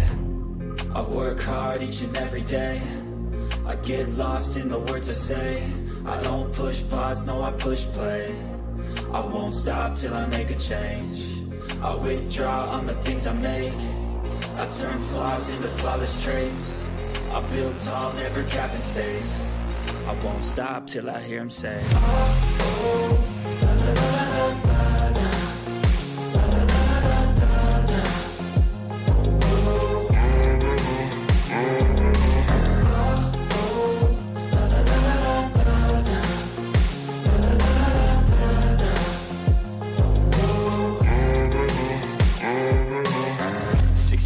and I'm up again. I got tired eyes, need a cup of blend. That's right, in the a.m. that's my only friend. No light, just the sun coming up on the horizon. I lose track of time, yeah, I move fast and climb a new class divine, yeah, true passion shines. And I'm through passing time, I choose stacking dimes. You snooze half the time while I move passing by.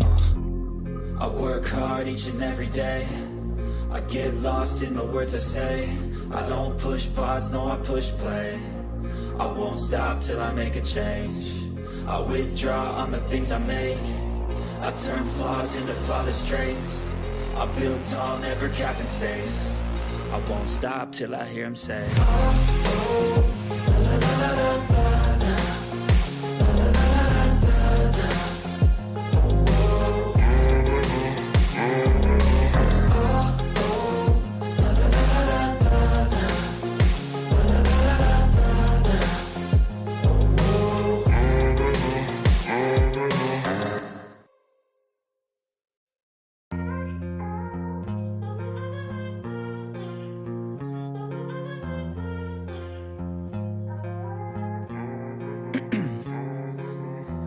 in my veins, I've been driving this train. Years in this lane, there's no stopping this flame. Cause I came to the game and I changed it to play how I like, rearranged it to my own domain. Yeah, I got what it takes, made lots of mistakes, taking shots, skipping breaks, feeling lost, feeling great, popping off, singing straight, never stopped.